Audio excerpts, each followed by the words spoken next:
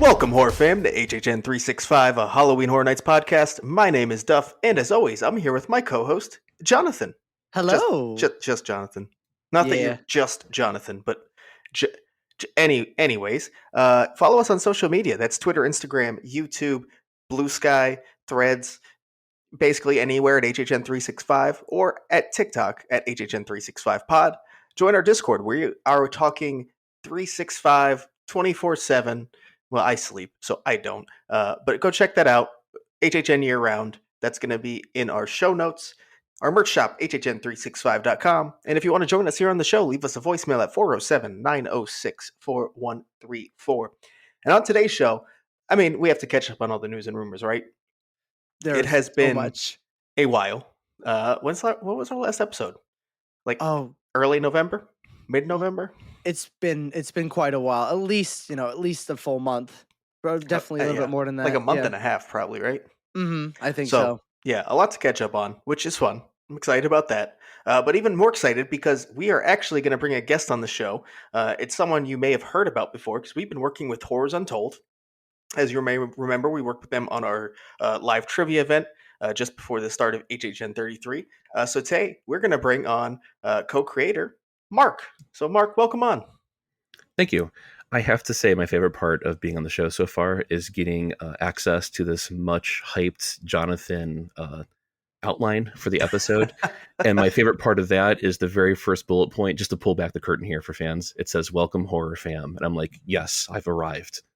You have. That's how Welcome. you know you've made it when you see the Welcome Horror Fam written in lights, In lights, yes. shining like a marquee in Arial font, size 15 or something like that.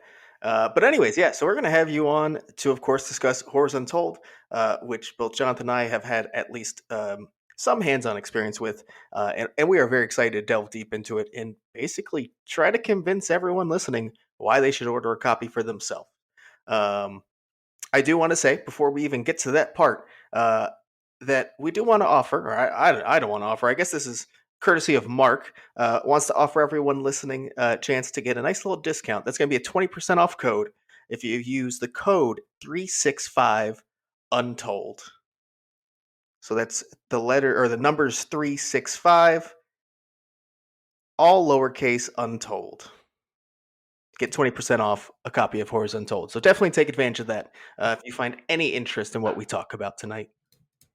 But first, we do want to have you here to talk about these news and rumors as well. You are also a longtime HHNer. You've been around the event in a very, I guess, journalistic capacity, we could say. Uh, Sure. so this is kind of in your wheelhouse. So pretty excited to have you here for this part too. Uh, Thanks. I'm a little rusty when it comes to HHN news. I haven't written an article about the event, and God, it's been 3 years since I exited that scene. So I'll have to dust it off and see. well, luckily we're not polished as all, as you know. So, Jonathan, you want to get us kicked off here because this is going to be HHN Hollywood stuff going on first. Absolutely. It's been a while since we talked about news and rumors, so I'm very excited to hop right into this. We have so much stuff to talk about. And like you said, first hopping over to Hollywood, which, guys, we have HHN 2025 dates for HHN Hollywood. They revealed, and I think they had just had a big message for like, here's all of their events that are coming out this year. And they just put out the dates for Halloween Horror Nights. And they are September 4th through November 2nd. But I wouldn't even say that's the most interesting thing. I mean, it's incredibly awesome that we have dates for Hollywood. But moving over to Orlando for just 1 second, we also have an idea of the dates for Orlando as well. Because according to a Universal Orlando annual pass holder email, the event will run from, without exact dates, it will run from August to November. So now we have an idea of the usual pattern of Orlando sort of starting a week or two before Hollywood. It looks like that's staying the same, considering Hollywood starts on September 4th. So with these details, I think we have a great idea when Orlando, like around what time it's going to start. Yeah, I'd expect that'll probably line up as it has for several years now. Last year, Hollywood would have started the 5th of September, I believe. So I'd expect that we're going to see the same time frame on both coasts. So Looking like another August start date, probably then. Yeah, I You mean, guys, yeah, definite. sorry, Jonathan, I got excited. I didn't mean to cut you off there. You guys don't think that they're going to maybe try to go mid-August, try to get into like Mickey's not so scary territory? I don't think so yet. Um, I think there's I don't want to say there was an issue last year with kind of like how attendance was spread out and tickets and how they worked out, but I think they probably didn't get what they wanted out of ticket sales last year. So I think they maybe probably want to address that first, and then can look towards maybe now we could push in our week or two or a month. Who knows? But if I had to guess right now, no, we're not going to push it earlier than that last week of August slash first week of September. Gotcha. I do know that a very big, if not the only reason why Universal booted that very nice event called Rock the Universe from September to, was it now, January, February, thereabouts, was to give them the wiggle room to go Mhm. earlier and earlier in August. And I think at the time, this is like what, 4 or 5 years ago now, they were really looking directly to take on Disney and with Mickey's Not So Scary. So part of me is kind of like, okay, maybe this is the year. Maybe this is the year they go like August 15th. But then again, I guess the last 2 years now, we've seen lots of kind of interesting experiments with the food only events or the premium scare night. So I guess probably a better question is, will Universal try to do one of those little, I'm going to use the word stunt. I don't mean that derogatorily, but, a marketing stunt, if they're going to try and do that again or not. To be honest, I completely expect like a kind of revamped version of Premium Scream Night because everyone that did it said it was a phenomenal night. However, financially, it seems like it was a huge flop for Universal. So maybe find a way to take advantage of that goodwill that they received from everyone who came and spread the word, but then also make you make money this time. Hmm. I do think with that positive reception, even if it was the exact same thing, if Horror Nights it was like, okay, we're doing premium Scream Night again. Unlike last time, it will be completely sold out, most likely, just with everyone going like, you have to come here because last time I went, there was no one in the lines at all. It was a complete dead zone. When we know if it was if it was completely sold out, that wouldn't have necessarily been exactly the case of what we saw on that day when they actually had it. So yeah, I agree. I think that they will have something like that. I think it'd be weird not to try it again. When I think there is like a lot of demand now for it. Hmm. Jonathan, did you just sneak in there a confirmation that Stephen King's The Dead Zone's coming to the event this year? Oh, you caught me! Oh my goodness, You thought you were sly. I did.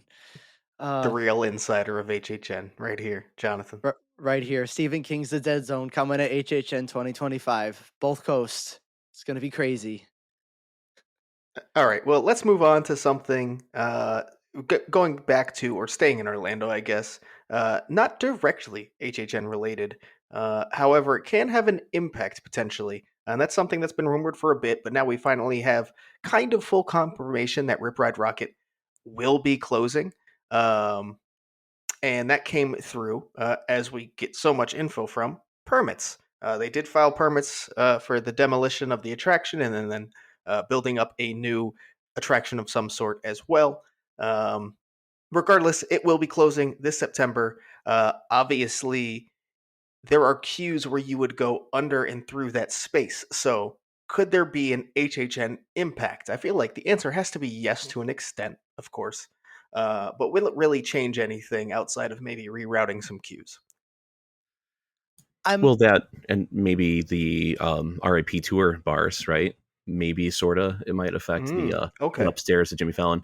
Sorry again, Jonathan. I don't mean to keep cutting you off, buddy. No, you're good, He's and used to it. Don't worry. I am very much used to it. But I forgot about those places because I don't usually, go in the RIP tour set. You're right. That could definitely impact those, and maybe they might want to move them possibly to a different place. I'm not Hmm. sure where, but I do know that the different departments of Universal don't usually like to talk to each other, or maybe they like to try to, but it ends up kind of falling through. Because there's that infamous year with Transformers, right, where they had a whole house designed to go in that soundstage, and then oops, it got torn down to make room for Transformers, and they forgot to notify art and design and let them know ahead of time. So I really I don't think that they would have cleared it with them first to say, hey, you guys might want to change the bar locations or you might want to change the queue locations. I think it's just kind of like, yep, this is what we're doing. We have attractions and you guys can figure it out on your end. Oh, and I'm sure that's the case. It seems like you mentioned probably the biggest case that's HHN directly, but I mean, go down. It feels like every year there's something that A&D works on that kind of had to shift last minute because of some operational need or park closure or something along those lines. Because at the end of the day, it's a theme park and the attractions, shows, and everything that's in daily ops is going to come first, even though this event carried them for like 15 years. But whatever. It's okay. Don't talk to them. But yeah, I guess that could be an impact. I don't believe it's touching anything directly in that 30 Rock building, right? Like it will cut off at like the Music Plaza. Mhm. Well, not cut off there, but at least out front in like the actual guest space, it'll cut off there. So, um, I guess your view would kind of suck if it's just a construction site, though. So I don't know. Where do you put it? Do you just get rid of it and only keep La Bamba at that point? Do you like kick everyone out of the Mummy break room and let guests go there? That'd be cool. There's also they like to sneak those little areas in during annual pass holder appreciation days. So maybe they have like an upstairs part of Lombard's cleared out for that purpose. Okay, yeah, that's true. That's true. Man, this really is getting to the nitty gritty of HHN, isn't it? Like the very fine, small details. Oh, this is the time to talk about it when we don't have. I was gonna say don't have much. We have a lot, but it's kind of like the more speculative stuff. So, yeah, no, this is exactly what I want to talk about. Do we think, because the ride is closing in September, we don't know what time in September. It could be late September, it could be early September, but like say it's late September. Do you think they hold on like doing anything that would like impact lines for a month in October, and then just once HHN's officially over, then start doing the type of stuff that is like, all right, people can't be in this area anymore? Or do you think that like once it closes, they're like, all right, right away, we're gonna start changing everything and changing up the flow and the queues and everything like that, or impacting things in that area? Like, do we think they hold it or just start right away? Hmm. I mean, that is a fair point, to be honest. It's not like they're just gonna close the ride and everything's gonna be knocked down day one. So obviously, it's gonna take time, and they're gonna have to clear stuff, and so it is possible there's no demolition that takes place until after HHN is over. So really, there could be almost no, at least guest area impact for HHN, Mhm. at least until the following year. Yeah, it definitely is going to affect HHN one way or another. Whether it be this year or next year. I'm kind of on the fence if it is going to be this year, just with that timing. Because why keep it? Like if it is late September, I don't think there is a lot of benefit to just starting right away unless they really wanted to. Because it's better to not deal with that mess of all those queues that go like underneath Rocket or by Rocket that they would have to change. Hmm. My thought is, since you asked, Jonathan, thank you for asking my thought.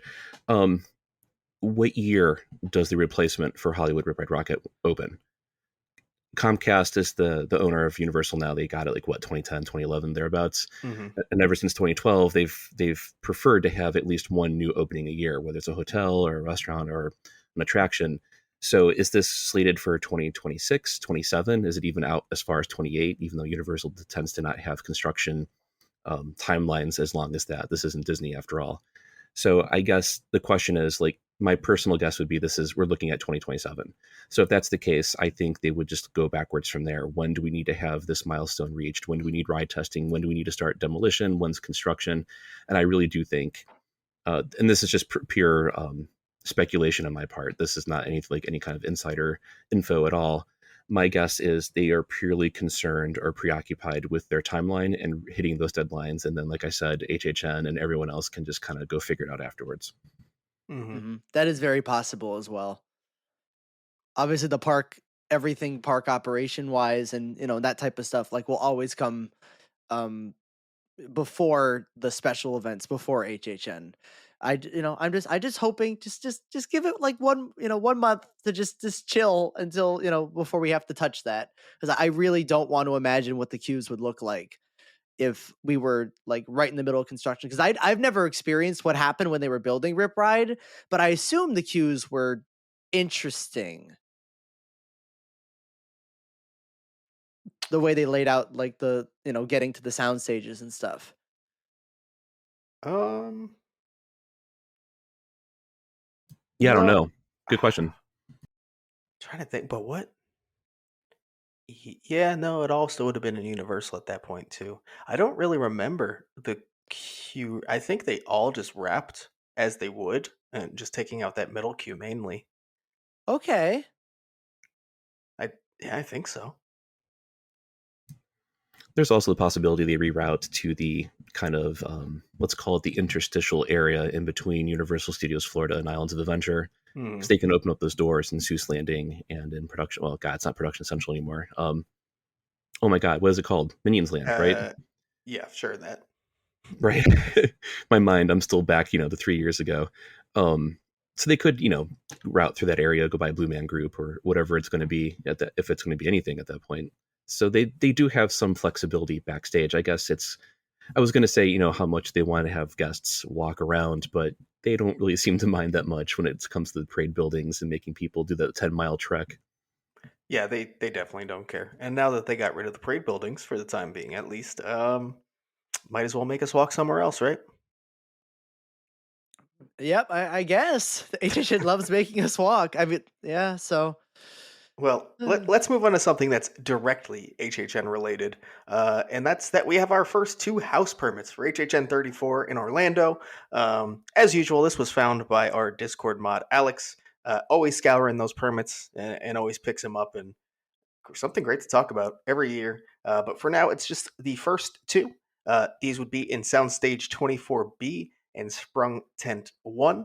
Uh, of course, these are going to come with code names again, just like they did last year, right on the permits. So for Soundstage 24B, that code name is Lily. For Sprung Tent 1, it is Carnation. Of course, leading us to believe that this year's code names will be Flowers. What incarnation? That's my dad joke. yeah. I'm sorry, I was muted. I was laughing. Of course, that's what that Of, was. of Yeah, course. yeah, that's what that was. Thank you. I appreciate that. Yeah, no problem. um, so I don't know. Do we want to get into what we could think about this yet, or save that for what we'll get into in a little bit, Jonathan? I think the two of these specifically, we might be able to talk about now, because I don't think they're even any of the ones that we're going to talk about later in terms of the rumors. Perfect, perfect. Yeah, and the first one, Soundstage 24B Lily. First of all, I think it's amazing that code names are back on the permits for the second year in the row.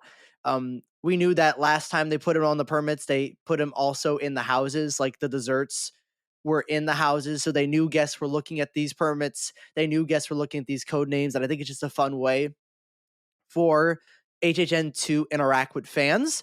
It's one of the coolest things ever, because this won't give away any IP or any original. People will be speculating what these things could mean, and by the end of the day, when they tell you what it means, you'll be like, "Oh, okay, I guess it makes sense." So I'm really happy they're doing these again.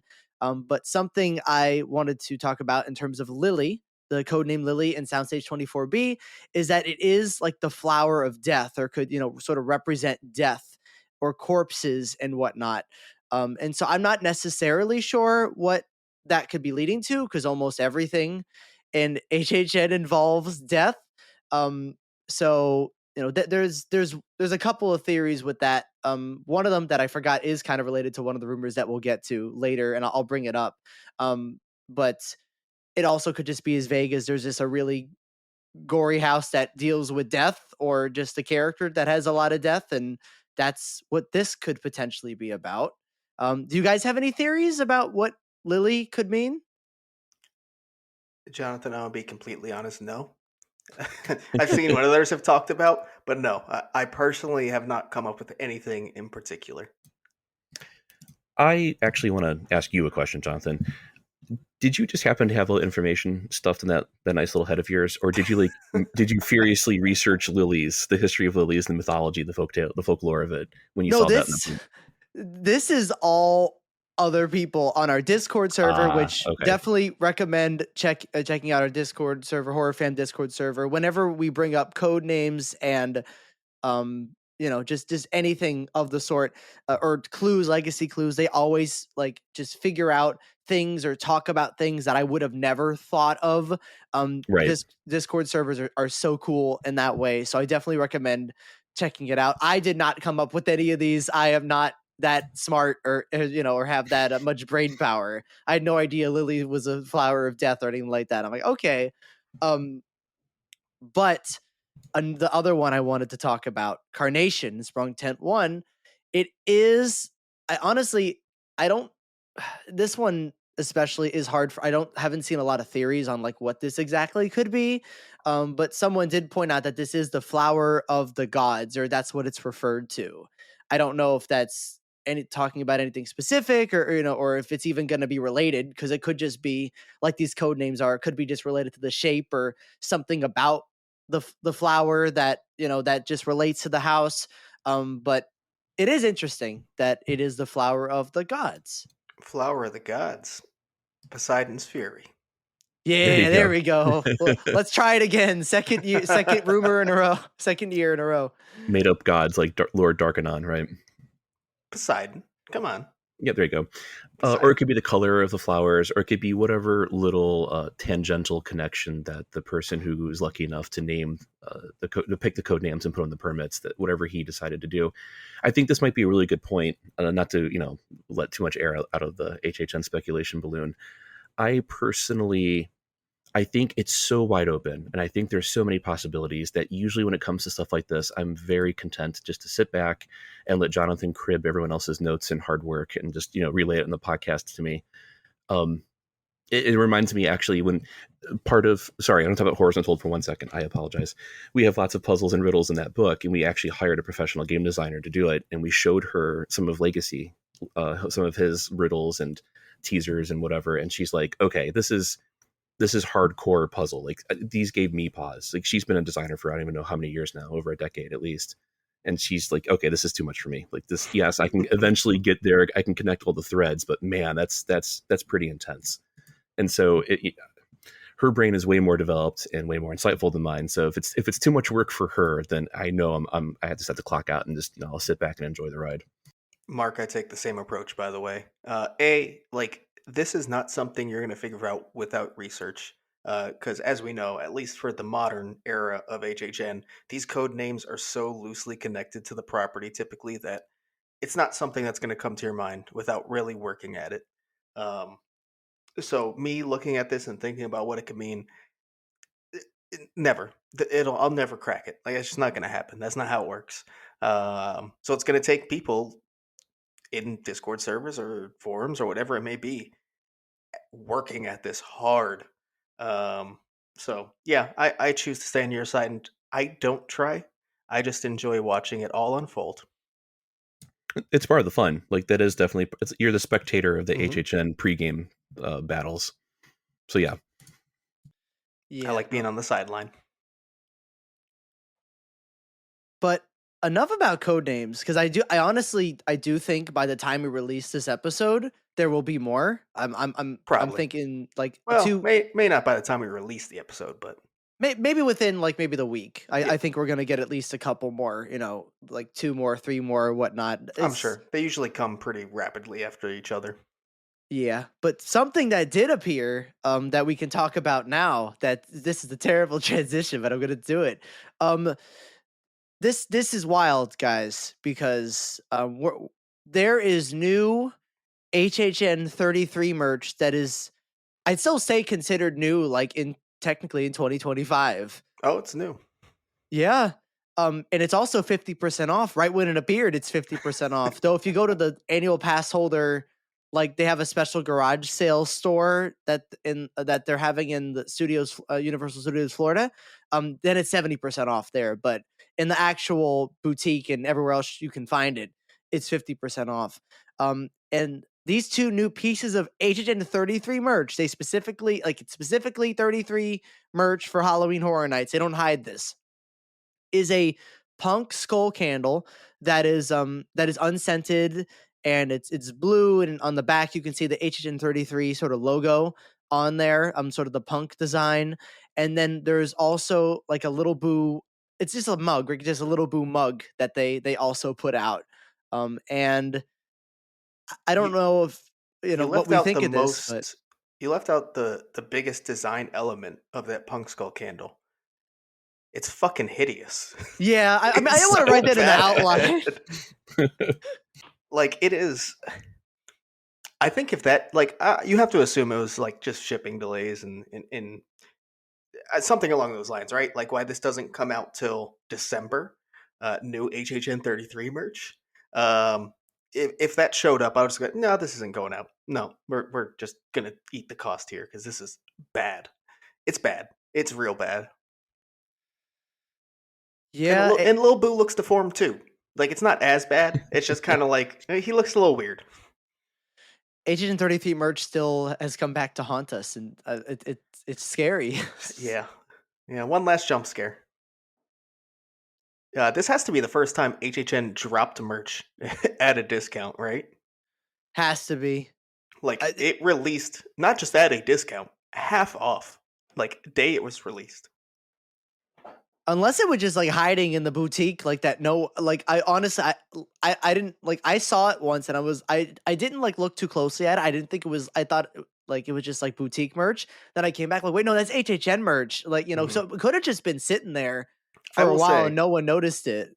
uh, the Lil Boo mug you could maybe convince me was because it kind of would just blend in.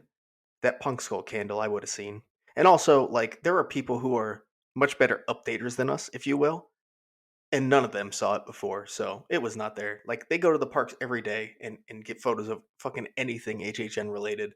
They would have seen these. That's true. I don't know. I kind of like the idea that maybe these particular pieces of merchandise were hiding out with Otis somewhere. He was just keeping them safe, and then he rolled them out. Just hiding behind like that terrible like icon art shirt they had. They're just sitting behind them so no one pulled the shirts forward to see them. It's That's what it very was. possible that that's exactly what happened. Um, but yeah, new merch. Do we want to talk about the new merch anymore? Or do we think we covered our bases here? No, we can move on. I'll carry us. It's okay. Sort of tying into new merch. What about old merch slash food and beverage still being in the park? Because if you liked the Cursed Cranberry HHN branded canned cocktail, that's still available. The only place that it's been seen as of now is in Islands of Adventure at the Watering Hole, which is just there in Jurassic Park. Um, but yeah, you can still grab that beverage. You don't understand how happy I was to find this out, because I really wanted this, and by like I think the last couple of nights I'm finally gonna go get it, and it was sold out. You couldn't find it anywhere. It was just nowhere in the park, or if it was somewhere, it was at a bar I frankly didn't look at. I just tried to find all the bars that I could, and it wasn't there. But then I found out they were selling this, and me and my girlfriend tried it out. She had it before, but I had it for the first time, and oh my god, it's delicious. This is like really good. This is a really good cocktail that, like, frankly, if it stayed in that little watering hole section for Islands of Adventure, just like the whole year, I would not be mad because I thought it was really delicious. Yeah, I think I forget what 32's canned cocktail was. I forget the flavor, but I remember it not being so great. This is actually like really solid. Like a cranberry spritz in a can, but like it tastes kind of fresh and bright and really well done for a canned cocktail, to be honest.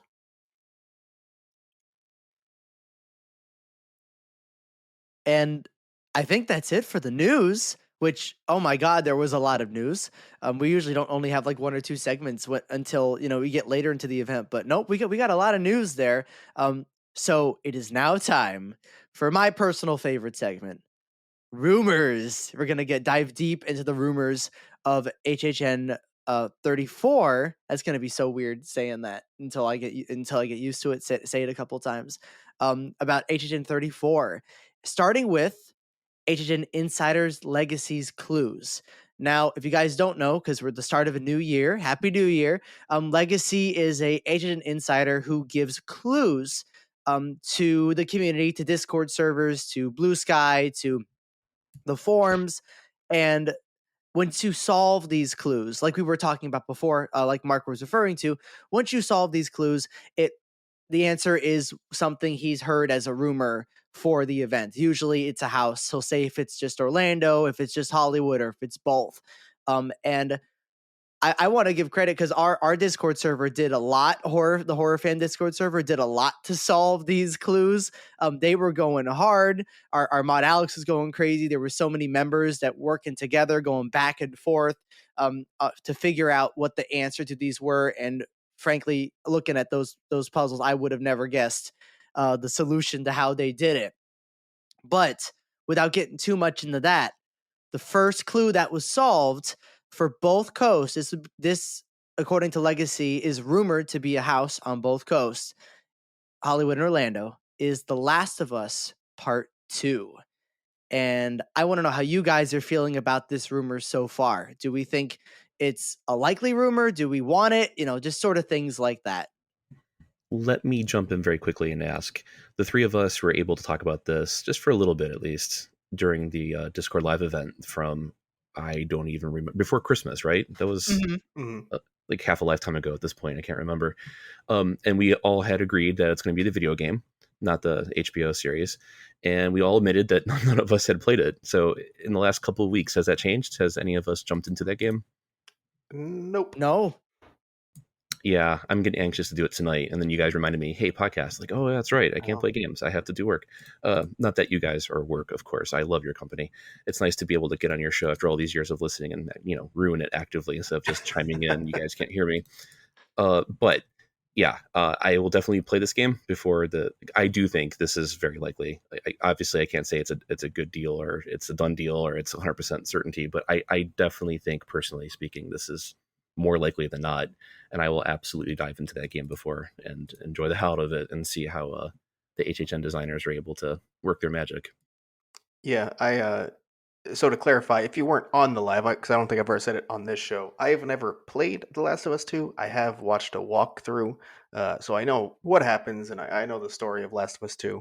But if we get it, I will be playing it for sure, because I just kind of got out of single-player games, but The Last of Us was uh, probably one of the last ones, at least in the last couple of years, that I did any single-player games and completed them, so, and I loved it. So I'd be happy to pick it Yeah. up for Last of Us 2. The first one's fantastic for sure. Oh, phenomenal. But to the rumor itself, it does seem like it is something that's very possible. Um, I'd probably even wager that it will come. It just makes too much sense not to come. My personal excitement levels, meh. Like, I feel like it's something that I know will at least be a decent house at the end of the day. It would not bring me much excitement going into the event, though. It's an IP that I think is solid enough, but we had the original 2 years ago at this point. But I guess it'll be 3 years removed by the time it happens. Wait, no, it'll still be 2 years. What am I talking about? 2 years removed from the event. Um, and it's tough to say that because it hasn't happened yet, and it's kind of a big claim to use in the HHN community, but it feels like it could be a Walking Dead situation where, yeah, the stories and characters may be different and evolve, but everything in the world is so similar that it's really, really tough to actually show those differences within a house setting. Uh, Translating any media to a house is incredibly difficult. Um, and if there's similarities between those properties or those stories, it's even tougher. So that's always going to be a concern for me for something like this. Yeah, I know people who were they still enjoyed The Last of Us house when it happened. But they were already like, this is kind of really similar to Walking Dead, And some people are already sort of off The Last of Us train seeing that because they're just like, feels like something I've seen before. It's different. We're in a different location, different characters, but sort of just feels like a zombie house for a lot of people. I didn't experience that. I love this house. And because I love this house in the year that it happened, I really want to see a part two. I'm not going to say as much as I wanted to see it originally. Um, and also, like, everyone else, I have not played part two. So in order to really gauge on how excited I am, I need to do that. So that is something that I need to do some homework on. But I know I kind of want this to happen. I want to see the sets they could do because I thought the best part of the last house was how amazing and immersive the sets are, and I hope they could even take it a step further. I really enjoyed the property itself, and it's hard to really talk about how excited I am until I actually play the game. So I'm kind of going to hold a lot of my thoughts until I do that because I think that is important and seeing what different creatures the game might have. I know there's already a big creature that everyone talks about from this game that I don't know much about, but everyone keeps going like, if that's in the house, oh my goodness, that'd be amazing. So I'm just going to hold a lot of my thoughts until I play the source material, but I'm happy it's giving me an excuse to play the source material, so that's Right. always a good thing. Right, for sure. I love when HHN gives me homework. That's because, as we discussed before, I'm not the biggest horror fan, but certain types of horror really get me. Certain types of horror really don't. Like, spoiler alert, I'm not the biggest fan of Terrifier, or I'm not the biggest fan of the idea behind the particular subgenre that Terrifier occupies. Mhm.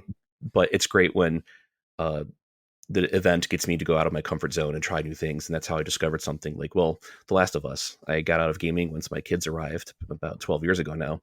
And so it's nice to be forced to sit down in front of the TV and just like decompress for a while and play a game. And everything you guys said makes total sense to me. I agree. I was nodding along like I would normally as a listener. There's one potential monkey wrench, and this is a good monkey wrench that the designers could throw our way, and that is depending upon the restrictions from the license holder, depending upon how flexible those creators are, and lawyers and accountants and everyone else, maybe they'll allow Universal to be a bit more. Maybe they'll be more hands off and allow Universal to be a little more hands on, and maybe we can get something along the lines of like the Poltergeist house from several years ago, where you kind of intersect with that movie not at the beginning, but at a very key moment and in a very Mhm. key environment where you're in the pool and you have the smells and there's the rain, and like that was such a huge iconic moment for me personally. Just it really is seared in my brain. And if Universal is able to maybe intersect with The Last of Us Part 2 and not do a book report like you always talk about, Jonathan, maybe it's something they can kind of unfurl it, not necessarily in a non-linear manner, but in a more, shall we say, creative manner. It doesn't matter what the story is. It doesn't matter how similar it may or may not be to the previous incarnation from a few years ago. This could be something really dynamic and interesting. So that's always something to hold on to, I guess. And I will say to that, I don't know if you guys know any spoilers, and I'm obviously not going to say what the spoiler is, but there is a very integral moment in the story of The Last of Us Two that I think would be a phenomenal kicking off point for a house to really then after that just throw you into that environment rather than linear like in a linear fashion following the story. Oh, Okay, that's it, intriguing. I know what you're talking about, Duff, Oh, and okay, yeah. obviously not spoiling it. That would 100% be a better opening scene than even the original Oh, house. I think it would be not just like a good way to set up the house, but it would be like one of those like big moments in a house in general, and to kick it off with that would be a lot of fun, I think. So, I think you're onto something there, and I hope they would do that, Mark. Even though you don't exactly know what I'm talking about. I will hopefully very soon, and I will be very eager to continue the Yep. conversation. And I think this moment does happen relatively early in the game, so it wouldn't even throw it too far off, to be honest. But we'll see. I always prefer something not always fully original. Sometimes that can go a little astray, but when they have the leniency to kind of make things translate better for a house, because as we all know, not every story is going to line up perfectly for the way a house should be laid out and be told. So having that ability to kind of just present it in the easiest way possible is always something I'll happily welcome. Now it's kind of funny we're talking about the way of telling stories and, IPs, and do we do book report? Do we do more original? Do we sort of go, on the sidelines of as the story's happening? There's different ways to tell a story.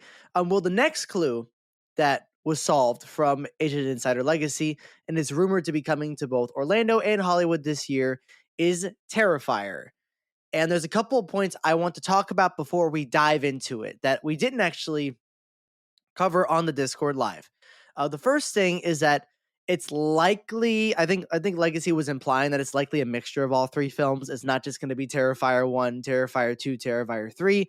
From what he's hearing right now, which could obviously not be the case, but that's the rumor. He's 60% confident on this rumor. Though I think he's later said I think he's getting more confident. This is an early rumor. Remember that everything that comes out, especially in these rumors came out in December, definitely might not happen, might not be true because it's a December rumor. So always take these with a huge grain of salt, especially when they're this early.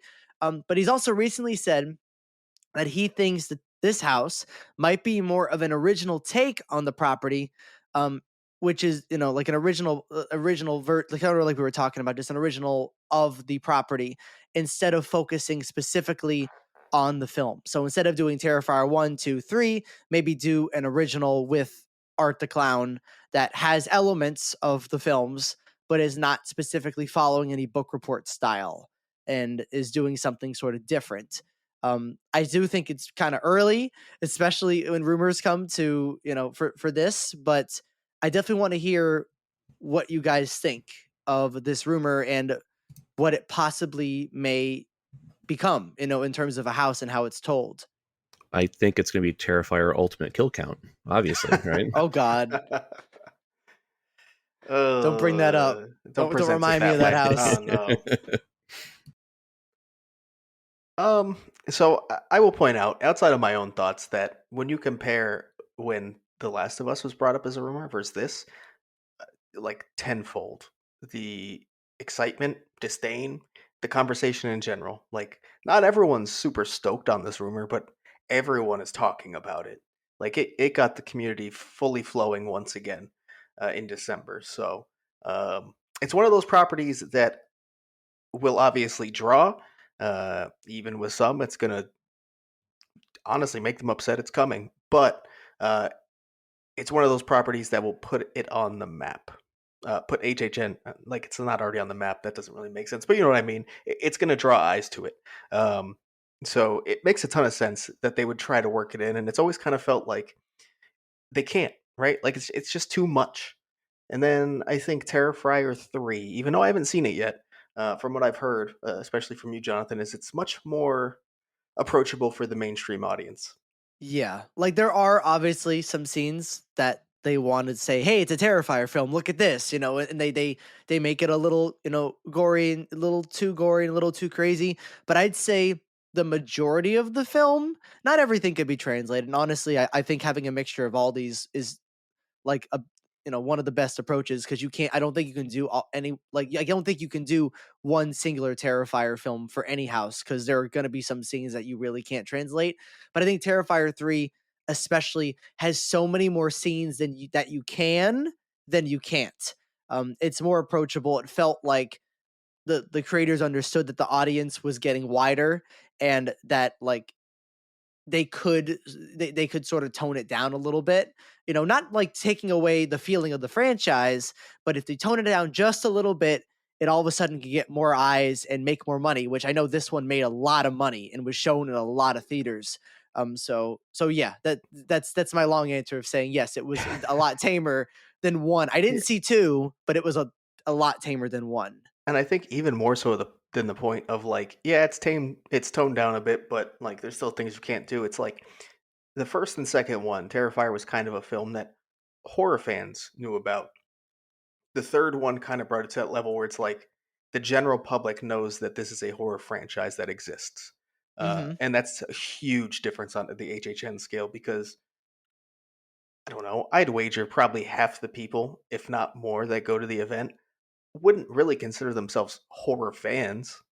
I mean, we have one on this podcast who wouldn't at all. So, like, you know, adding that thing that is mainstream rather than just a horror specific is a huge deal. So Terrifier taking that jump, like I immediately went from like I don't think they could do it to like, oh well, now they're probably gonna do it. And that's all it took, just getting it mainstream. Because it is kind of like the, I don't know what, like underground horror icon right now, but like that the mainstream has picked up.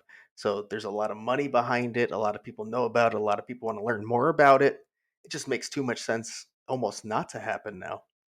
Yep, when you can show the character's face, Art's face to like, not say a random person, but I feel like a lot of people by now, if you show Art's face to someone, they're like, "Oh, that's the Terrifier clown," or "Oh, that's Art." It's gotten to that point where like even I was just walking around Walmart the other day, and just like there were just tons of Terrifier movies, just like just displayed like very clearly, just like yeah, this is a big movie. Here it is, and it's like oh wow, the property has definitely gotten to that point now where it's HHN, I'm sure they definitely want to pick it up in some way or, some way or form. Now, Mark, you let on earlier that this isn't something you'd be super excited about. Right. Have you watched it? Or is it just like a genre you fully avoid? So I'll repeat a little bit here what I had originally bored you guys with a few weeks back on Discord.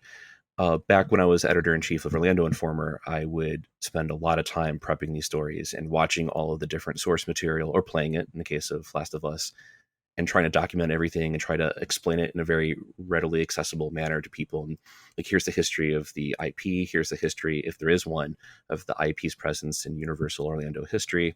And maybe this is what you can kind of expect to see in the house. And I am so glad I don't have to jump through any of those hoops. And I don't have to force myself to watch however many movies or read however many interviews with the filmmakers and everything else. And just being able to sit back and relax, and if I so choose to watch that stuff and to get involved in it and enjoy it, and if I don't want to, hey, that's great. I'll still go through the house. Obviously, I'll still enjoy it, I'm sure, no matter what it is. And this is definitely one of those cases where I'm enjoying my non-contractual obligations here. I will go through the house no matter what it is. I have absolutely zero interest in doing the homework. This is one of the few and the very rare cases where that holds, and this definitely holds. So even if it does get announced, you'll probably still avoid the films. I think so. It's a question, there's a very boring answer here where you have three young kids. You have to juggle all these balls. You have a wife, you have an older mom who's widowed, and you help take care of her house. Like, there's so much time, there's so little time and so many possibilities and options. What do you do? Sorry to, bring boring middle age into a fun HHN podcast. But also there is a question just more artistically and creatively, like, what do you choose to subject yourself to or engage with? But then again, the flip side to that is, ordinarily when I first came across this little show called American Horror Story, I had zero interest in that either. Um, but once it came to HHN and I was going to go that year, I started to watch it, and I was very pleasantly surprised by what I discovered in that first season. I really engaged with the material, and I saw it wasn't just gratuitous gore or gratuitous sexual situations, although I think we all know that American Horror Story loves to have incest. Like, every season, there's got to be some kind of illusion or direct depiction of incest. But that notwithstanding, that's something that I've been watching ever since, and it's been a blessing in disguise to be able to have something that you do somewhat connect with and pushes you out of your boundaries. So that's a very wishy-washy answer, all of which is to say, ultimately at the end, no, I am 99% certain I would not watch the movies. Gotcha. That's fair too. It's something you're pretty confident you wouldn't enjoy. Why waste the time when there's other stuff out there? The house will exist. That could be enough, anyways. And hey, if you love the house enough, maybe it'll draw you to the property. That's very true, actually. And that's like, that doesn't even enter my head because I'm so used to this idea of you got to cram all the information in before you go. And let me also just be kind of boring in general and just kind of give this as an answer as well. There are only so many horror or even horror adjacent IPs out there. And obviously, HHN is something that has to go on every single year with multiple houses every single year on multiple coasts, multiple locations now with Vegas and everywhere else. So I think Universal, I wouldn't by any stretch of the imagination say they're desperate for certain materials, but given the demands of the production and given the fact that they're not very friendly or various levels of friendliness with various license holders and studios out there, which precludes certain possibilities. I think if something comes along and whether it's a cult favorite like some or even a retro one like Killer Clowns from Outer Space, I can see certain elements within that company jumping at the opportunity to do something like this and to put it in their event roster. Well, I think that's enough Terrifier talk because that is something I'm sure that we will be discussing for the next several months, to be completely honest. So let's move on to another rumor that popped up, Jonathan. Yeah, this one is a rumor from Legacy and also other insiders. There's been a lot of people talking about this specific thing, too much to to name each one. But a big rumor floating around the community right now is that there might not be a Universal Monsters house this year, and the reasoning from a lot of the insiders is that Universal wouldn't want to confuse people, or there's a better word for what I'm trying to say, but maybe oversaturate the market, considering we're getting Dark Universe in Epic Universe this year, which Epic Universe is opening this year. We can say that. That's amazing. But also in Vegas, which we will talk about that more detail in a later episode. But in Horror Unleashed in Vegas, they're having a Universal Monsters house that will also be opening this year. So, maybe the higher ups, or, Comcast says like, hey, because we're doing these two monsters things, let's not have a monsters house for Universal, for HHN, either coast or maybe just Orlando. I'm not sure, because remember, Monsters is still an IP that they have to get the rights to. They don't can't just you do Monsters whenever they want. So this could be a case where they might not be able to get it. Um, I will say, I think they can get it whenever they want. It's an IP, but it really is an IP. If they want it, they're gonna get it. There's Hmm. no loopholes to it. There's no uh a- any holes they have to jump through. I guess is more what I was going for. But yeah, it's something they could have if they want it. I think has a lot more to do with potentially. I guess A, yeah, maybe they don't want to confuse people, but B, fatigue, I think is kind of more what I'd lean is what they'd be thinking because while there have been people who have really enjoyed maybe the past three, like one of the past three has been their favorite. I'm one of those with Legends Collide. There's some with Unmasked. I would say across the board, I'd assume guest ratings have been going down year by year since Bride of Frankenstein lives. And even technically, if you consider its second year, it probably went down as well a bit because of the second year. So it's kind of been on a decline, if you will. So maybe it's time to take that break. Yeah, I'd be okay at the break. How about you, Jonathan? No, yeah, I would not mind a creative break for it, especially for once again, like you were saying, Duff, like fatigue. We've had monsters every year, and since 29. And while it'd be weird to not see a monsters house, I think I am starting to feel that fatigue. For me personally, every house we've gotten um since Bride, because I like Bride a little bit more than the original Universal Monsters house. But since Bride has like gotten like not worse as in like bad, but just like has just sort of I've liked it less and less as the years went on. It goes like my literally ranking right now goes Bride, Universal Monsters, but that doesn't really matter. And then it's Legends, and then it's Unmasked, and then it's Eternal Bloodlines, and it feels like it's ticking down for me. So I would not mind just a creative reset, and maybe whenever it comes back, because I'm sure it will come back, either, you know, reimagine what you're doing with the monsters, or just do a different monster like creature and, bring it back and make it great. So I would not mind a year break or longer, depending on how long they want to have it. Now, I will add, while I'm very okay with the break, I don't want a reset necessarily because I know a lot of discussion has been, well, just tie it into Darkmoor and have it be Dark Universe monsters and done. Look at that. I think they have something that can be and has been pretty special with this specific universe of Universal Monsters, and I don't think they should give that up. Hmm. HHN has built a brand of Universal Monsters so strong that has branched out to further media in merchandise that I don't see why you would just stop just because. That's an interesting point, actually.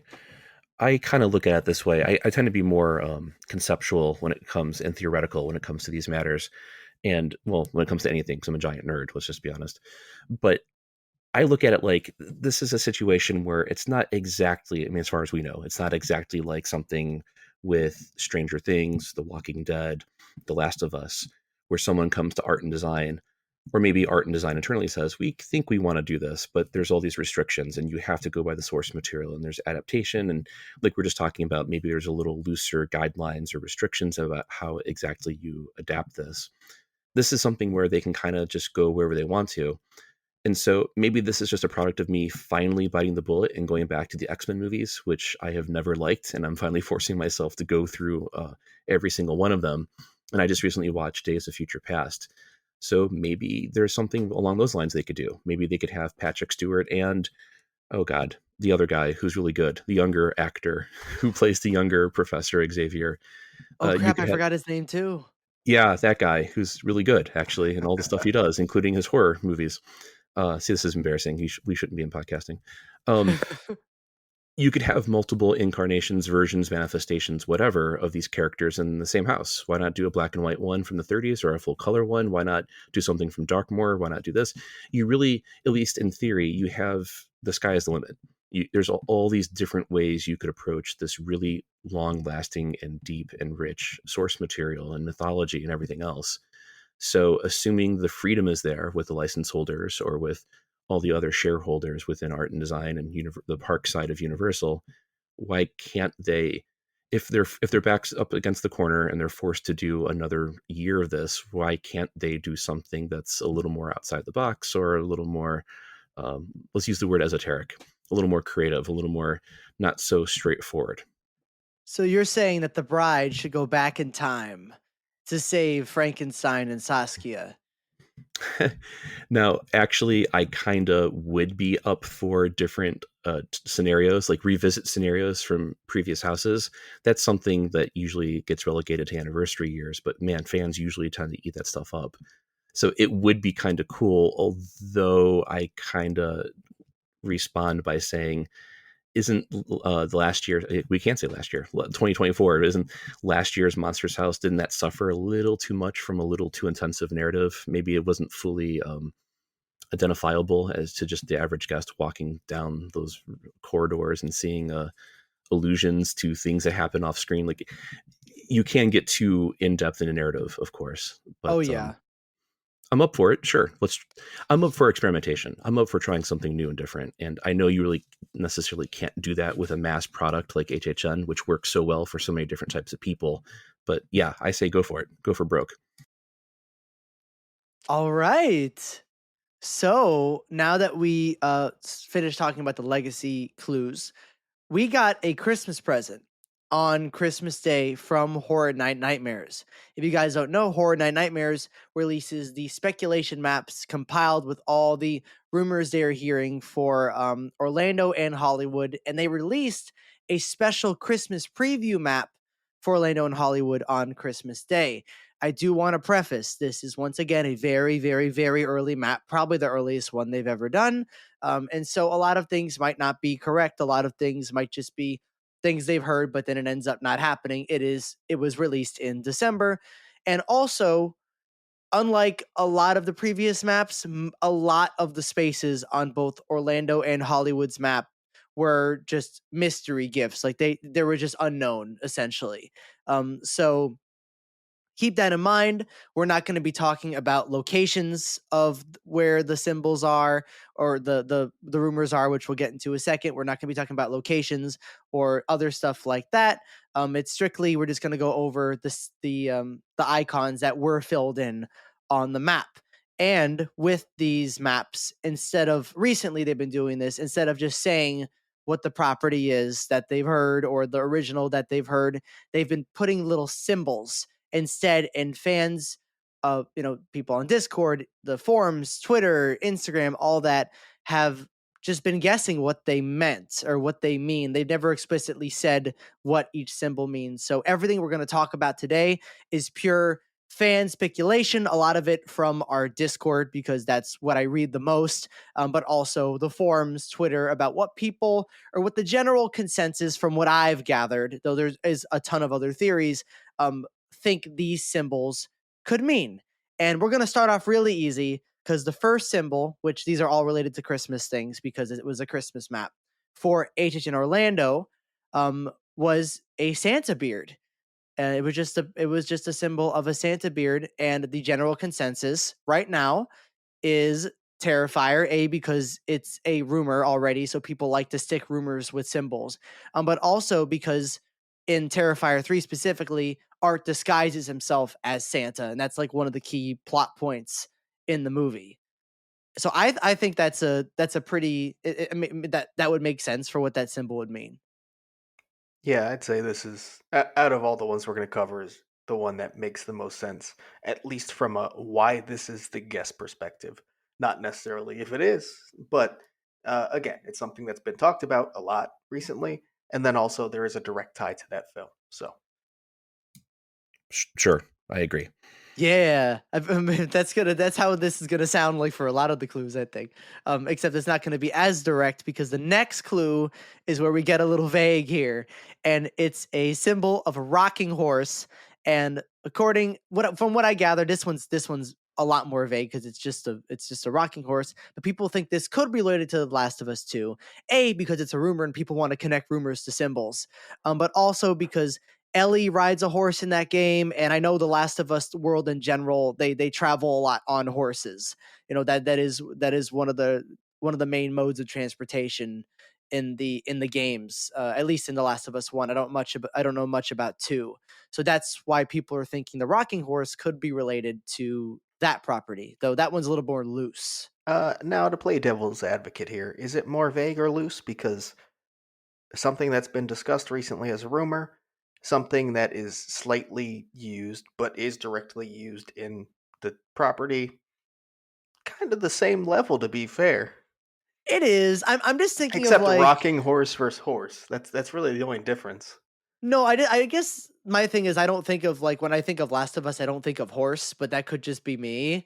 Like they had a symbol one year that was like that was a lantern. It's like, oh, that's Insidious, because you know that's what they do in every single one of their films.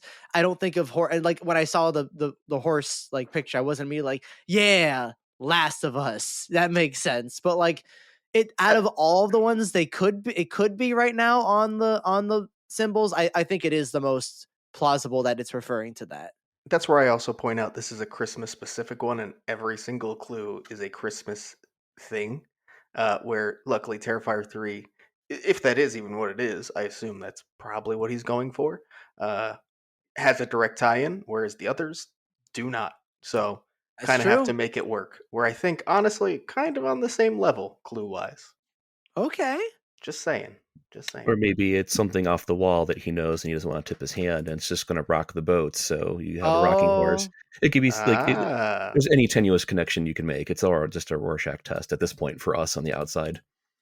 Again, it is a spec map in December, so yeah. HNN typically isn't dropping like really like profound and specific spec maps till April, May, Yeah, that's probably, very right? true. Like this is the time where it's kind of like, take everything with a grain of salt. Some things kind of connect, some things mean nothing.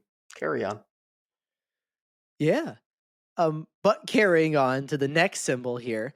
This symbol is, we have a bird with lotus flowers underneath it, sort of just like under the bird. And this one's a lot more tricky, because obviously none of the rumors that are floating around right now in terms of IPs like have to do with birds, or whatever. So it was White more Lotus tricky. season 3. Oh, yes. Boom. There we go. We got it. I mean, the symbol is, it is a white lotus, because all the symbols are white. But our Discord server, and I know a lot of other people too, but this is where I've noticed it the most. Um, have looked at the bird symbol specifically, and were able to put like a picture of like a nightingale, the nightingale, like side by side, and we're like, oh, that's really similar to the symbol. right now. And that's I think right now that's what our server, and I'm sure other people as well, are thinking this could mean.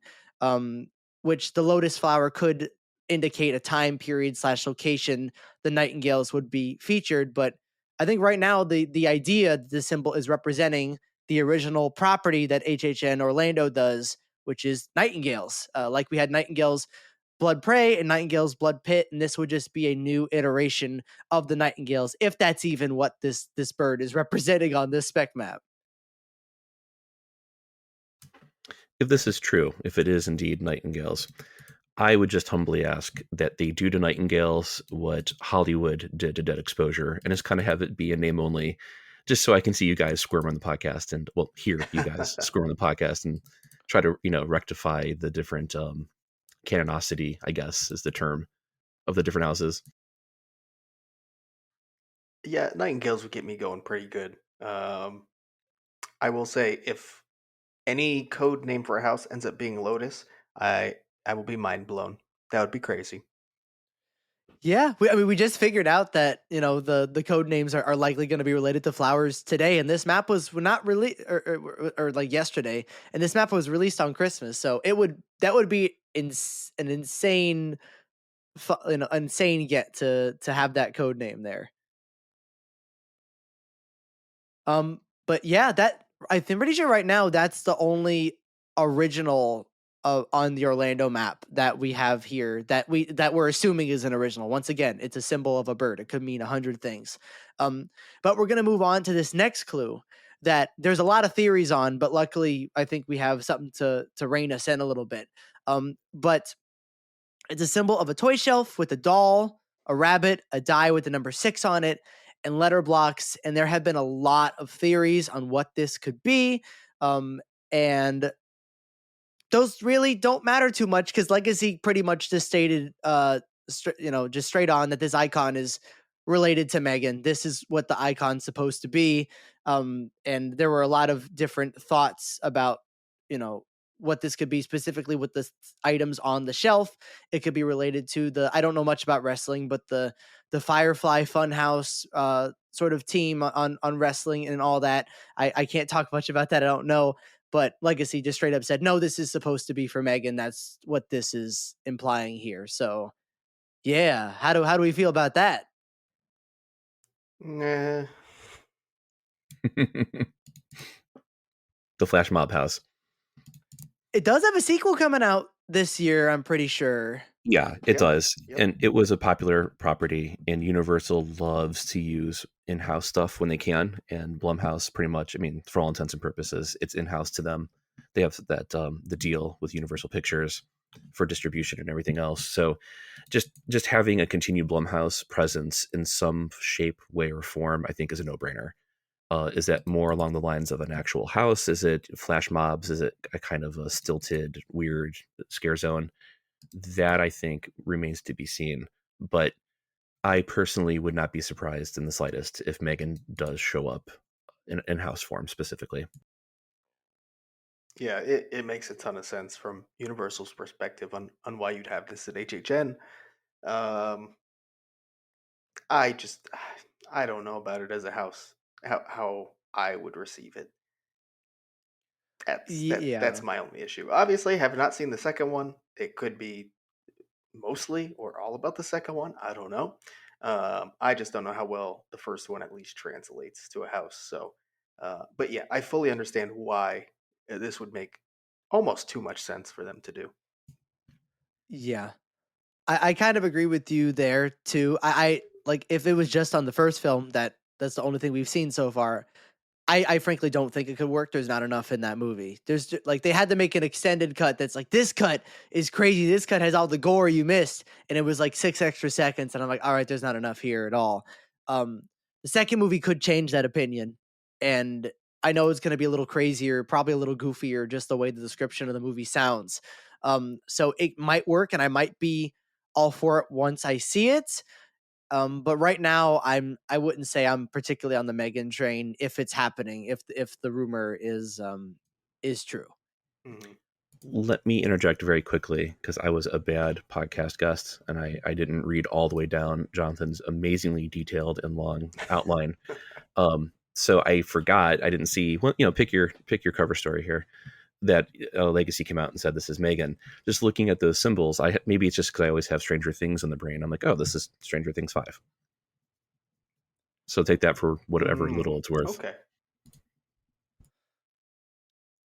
I I think mean, if they shove Stranger Things and Fast and Furious, which obviously don't even pay attention to the locations Mhm. on the map right now, but can you imagine like a proper like Stranger Things shoved in there? Stranger things have happened. Ha ha ha. but Ah, I like those types of jokes. That's good funny. point to move on. The next clue has, I'd say, two different theories about what it could mean, and both theories I think were as one was more prominent, but both were like big enough that I felt like we should mention here. And the symbol itself is a ghost wearing a Santa hat that is playing with Christmas lights. So the ghost and the lights are important. Um, Now, a lot of people think this is for Beetlejuice. I guess Beetlejuice 2 specifically. Ghost with the most, that's, and all that type of stuff. But something to note, which just doesn't mean anything, Legacy and HNN are completely different insiders. So I'm pretty sure they hear a lot of the same stuff. But Legacy has specifically stated and is still stating to this day, which by still this recording, that he has not heard Beetlejuice for this year. So not saying that it's not, Ah, insiders can hear different things, but it seems like they tend to hear around the same things. So that's something to keep in mind. And the next theory actually, let's stick on this here for a second. Do we think, like, just right now, do we think this symbol is representing Beetlejuice? no. Yeah, my first response is no, but again, it's so tenuous. It could be. And I'm gonna be on the no train as well. I think there's a lot of probably there's better things you could do for symbols for Beetlejuice, if I'm being honest, that you can relate to Christmas than this. Specifically when the ghost is playing with Christmas lights. That part seems specific because a ghost doesn't just play with Chris. That's weird. You don't think about those things. Um, so the second theory going around, this is honestly kind of more wild than Beetlejuice. But I do think people like the connection makes sense. Is Poltergeist, because poltergeists play with things inside the house, right? They flick the lights on and off and stuff like that. And the Poltergeist films in particular, at least the first one, I haven't seen the others, but the first one has specifically to do with the light, the afterlife. Run to the light, go into the light. That's a huge plot point of the movie. So I'm not saying this is what this clue is or whatever, because it's wild. It's a wild one. But yeah, a lot of people that I've seen on our Discord server and other places are thinking the symbol could represent poltergeist. And how do we feel about that? I feel like that would potentially make Poltergeist into the next Halloween or Texas Chainsaw Massacre, where you keep running back to the same well and with mixed results, right? Yeah. Also, another thing with Poltergeist, I see why you'd go back because the first one was very well received. Um, I think that's the danger in it too. You're going back to something that was probably punching above its weight. And can it do that again? And if it doesn't, will people receive that well? Probably not. So I understand the motive. It's a scary approach, though. It's a dangerous approach. Which gets us right back to the discourse around the second Slaughter Cinema from last year. So maybe they are kind of stuck in that orbit of uh, these are the properties we want to tackle, or maybe it's more along the lines of these are the properties that we have available to tackle, and so Mhm. we'll just kind of keep playing with fire. Yeah. Um, Poltergeist is one of my favorite houses of all time. It was my first ever house I ever did at HHN, and it made me fall in love with the event right when walking inside, right when seeing the facade. I'm like, oh shit, this is what HHN can do. Holy crap. Um, Right.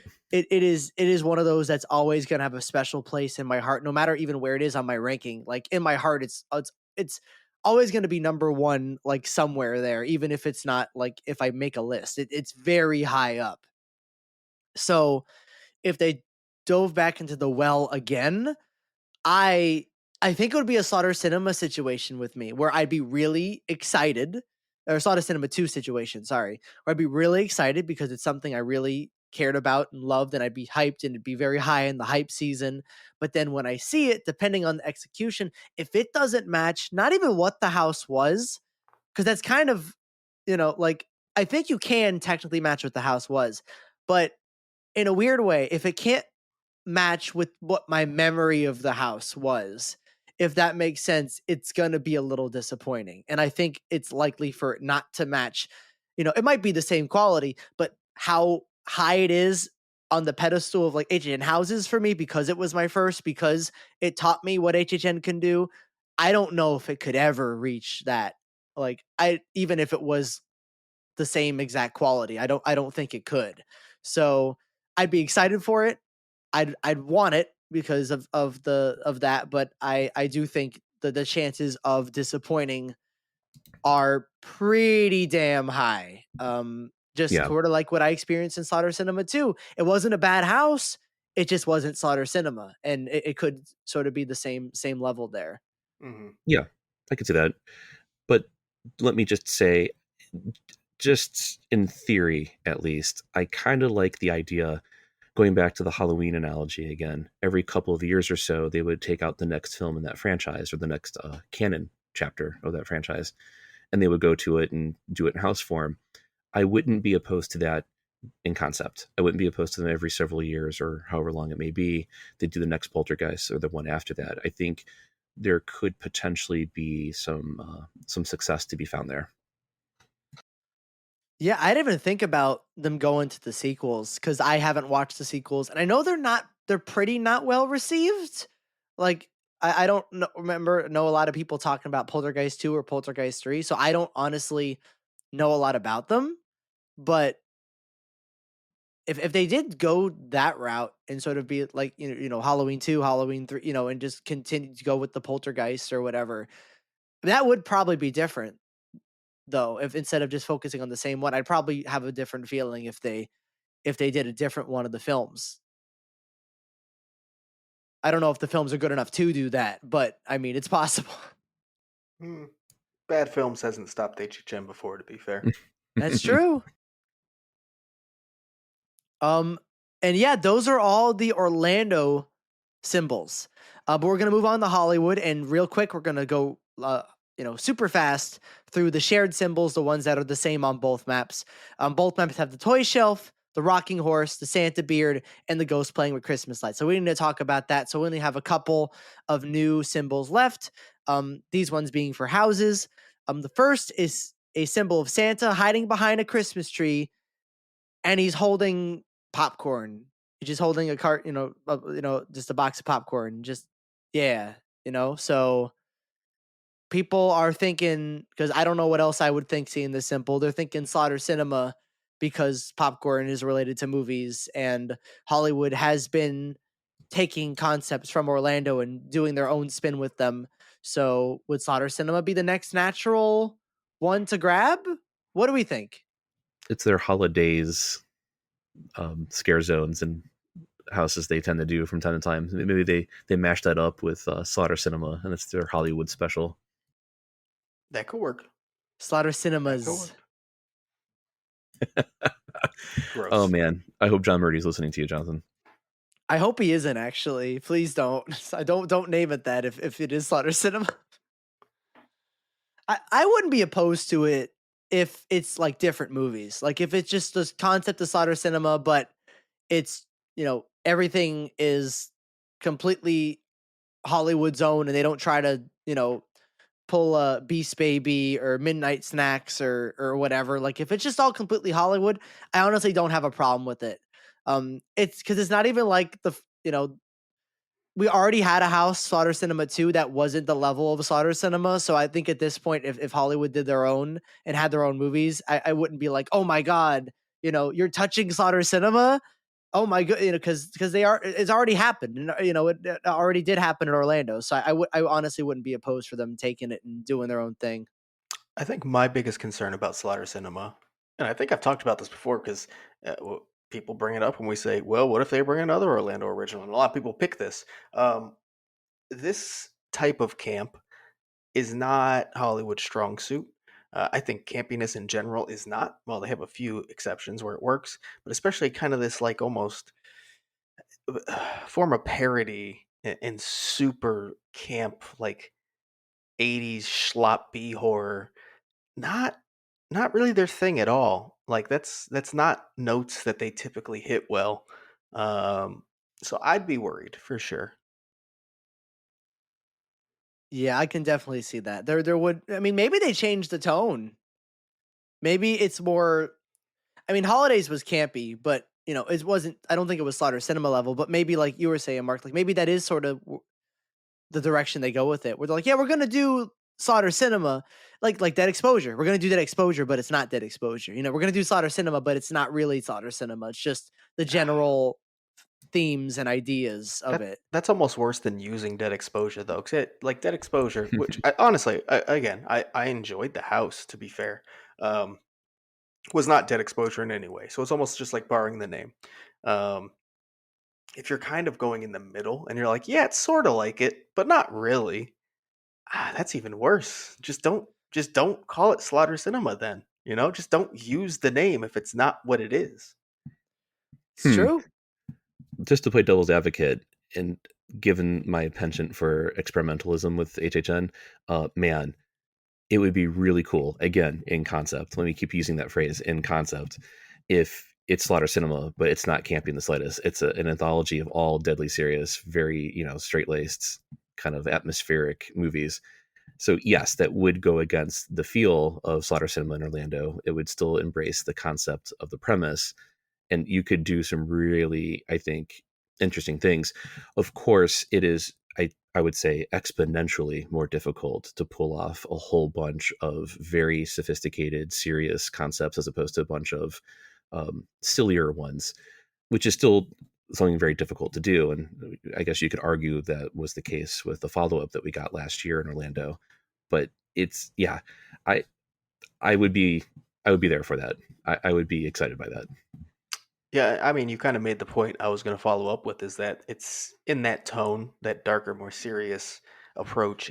It's not as easy to just squeeze a bunch of random stories into each other. Like the mashup concept doesn't work as well, and I think while Monstros has found success for sure, I think that's kind of the issue that if people have one, that's what they'd point to is that it just feels too crammed, and that's only three.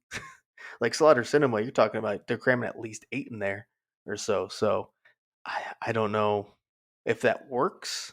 Um, I guess we'll see if it happens. I don't know. I'm not going to put money on this coming or anything, but okay, we'll see. So the next one we're going to talk about is also a original because that's what people are thinking this is.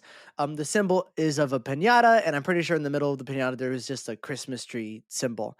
And it's in the Parisian courtyard. I did not mention location in any of these other houses, but I think this one's important because in Hollywood, the past couple of years, when you're a house in Parisian Courtyard, you're going to be a Latin American original, whether it be Monstros, whether it be just focusing on a specific monster. It's just sort of the nature of this location, and it's probably what HNN is implying that it's going to be something Latin American monster type house that they've been doing for the past couple of years now. Some people on Discord are thinking Monstros 3. Some are thinking maybe they go away from that and do just sort of like a La Llorona, do something, more specific to one. It's kind of really vague to even pick which way they're going to go. But that is what people are thinking this symbol means. I don't know if any of you guys have any comments on this one. This feels almost like too much of a layup, and not in the sense that like he's going deeper. Like it probably is what he's saying. It's yeah, pinata, prison courtyard, something along the lines of at least Monstrous 3. So this is where the Rorschach test comes back into play. When I, with my very disturbed little brain here, when I saw that symbol, I didn't see a pinata. I saw arms with little like flipper hands dangling off of the arms, and so I'm like, oh great, we're getting monstrous, the monsters of Human Centipede. But Oh God. pinata, pinata makes much more sense. So I'll go with you guys. Yeah, I'm gonna be honest. I didn't know what that symbol was either. I had to ask someone because I like my brain was thinking little arms like that. That's literally my brain could not think of anything else, and I don't know why. And they'd be like, "What is it?" Oh, that makes sense. I got it. Yeah, we're Um, demented together, Jonathan. yeah. These ones that we're gonna go over now, two are gonna be really quick and one's a little interesting, but let's just go over them. This symbol is for a scare zone in Hollywood. It is a picture of a crow. It is obviously relating to crows that we had last year, and it seemed to be a huge success. People seem to love it. So, crows.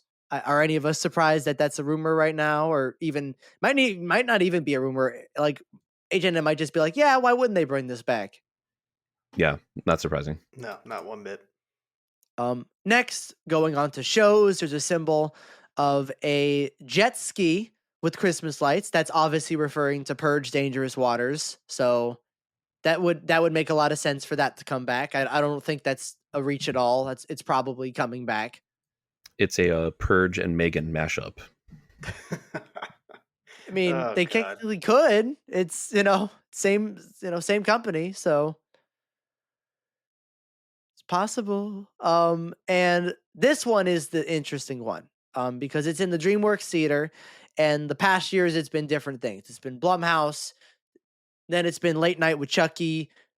I'm trying not to think about that particular show. But this year the symbol is a cookie with a bite taken out of it with long fingers reaching out for it. And this one seems to be one of the symbols that's stumping the most people because they're like, what is this even referring to? And there's a couple theories. One is Universal Monsters, because there was a rumor a long time ago that this was going to be like a Universal monster, Universal like horror movie tribute thing in this theater, which that could very well be possible. Cookie monster, um, or it could be relating to Nosferatu because of the long, like I think the long fingers and the way that the hand looks sort of similar to Nosferatu's hand.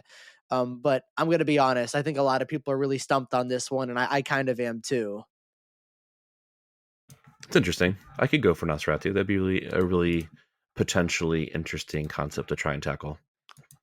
Yeah, I don't know if I'd say I think it's coming at this point, but with what we have and what's popular right now, and kind of a fit in a way, although I have concerns about how that fully translates into a house. I think it makes sense as a guess at the very least. But if we think about it as a show perspective, because this is a show symbol, Sorry, how yeah, how do I still I meant to say show, but yes, I still think that is a tough translation for a theme park type show. it'd be a very interesting show after watching the movie? It'd be like, oh, what are they playing in here? Oh God. Uh, What's that thing hanging? Oh God. Oh, I don't want to talk about it anymore. That's just like the shadow thing. Like at the end of every one of these shows, they have like a little shadow projection, just like on the screen, and that's like their little trick. It's just that. Hmm. Just oh God. Um. Anyways, last thing to point out here, and this was specifically pointed out by HNN on previous maps. The Metro lot was not on like the map layout itself because the Metro lot hasn't been used since, was it 29 was or sorry 2019 was the last year they used Metro. Yes. So it hasn't been on the map, I think since then, but like it's been taken off, whatever. But now it's back on the map. It's there. It's a location on the map, and that apparently was done on purpose. So I guess rumors are right now, according to HNN, at least what they're implying is that Metro might be used again. And I mean, how do we feel about that? I mean, I think for the event like ops and flow, it's great.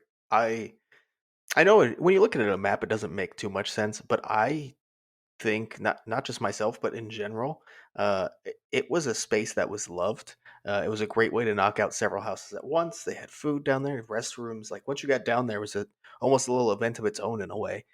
So I'd love to see it come back. I've never experienced it, but I kind of really want to. I know some. I know there was like Ghostbusters back there, and the size of facades they can put over there seemed massive. Like I know Mhm. Krampus was back there too, and that facade looked huge, like absolutely massive and detailed. I would like to see houses back. I'd be afraid of the walk, but wait a minute. I'm thinking about that for a second. It just came to me. If the Metro comes back, that means Toxic Tunnel would have to return too, right? Correct. I mean, Oh my god, I want to see it. I could want I to see could that. I be wrong and there's some other way to get there? Maybe I don't know. I don't know the inner workings of every path in that park. I'm not gonna lie, but I would assume that means the toxic tunnel returns. Are we gonna get an extra X? Oh my god! It'd Is be it if this finally time? happens, that'd be amazing. Everyone would be so confused because it's been like a couple years off. Like, why is this called? Why are there like an uneven amount of X's here? You know, and I would, yeah. Please bring. Honestly, I don't care about even Metro itself. Bring Metro back so I can see Toxic Tunnel. I want that to happen now. It's all that matters. Toxic tunnel. Exactly. It's probably as bad as everyone says it was, but I want to see it. Oh, it's so bad, but like in a charming way. There we go. And with that said, finally, how long are we into this? We're almost. Oh Oh my god. my. ah, lots to catch up. That is it with the news and rumors. And yeah, that's it. There we go. News and rumors. Well, now we get to the actual fun part. No offense, news and rumors, and the event I love so much. But what we're about to talk about is something we can actually get our hands on, and if you're me, you have your hands on already, and get to dig into, and still get to like live HHN in a way. And that's going to be Horrors Untold. So as I mentioned, we do have Mark here. This is a project, Mark, that you've been working on for a long time and have put an amount of work that I cannot quantify with words, I'm sure. So I will just let you go with an overview of Horrors Untold and what it is and why it's something we should be interested in.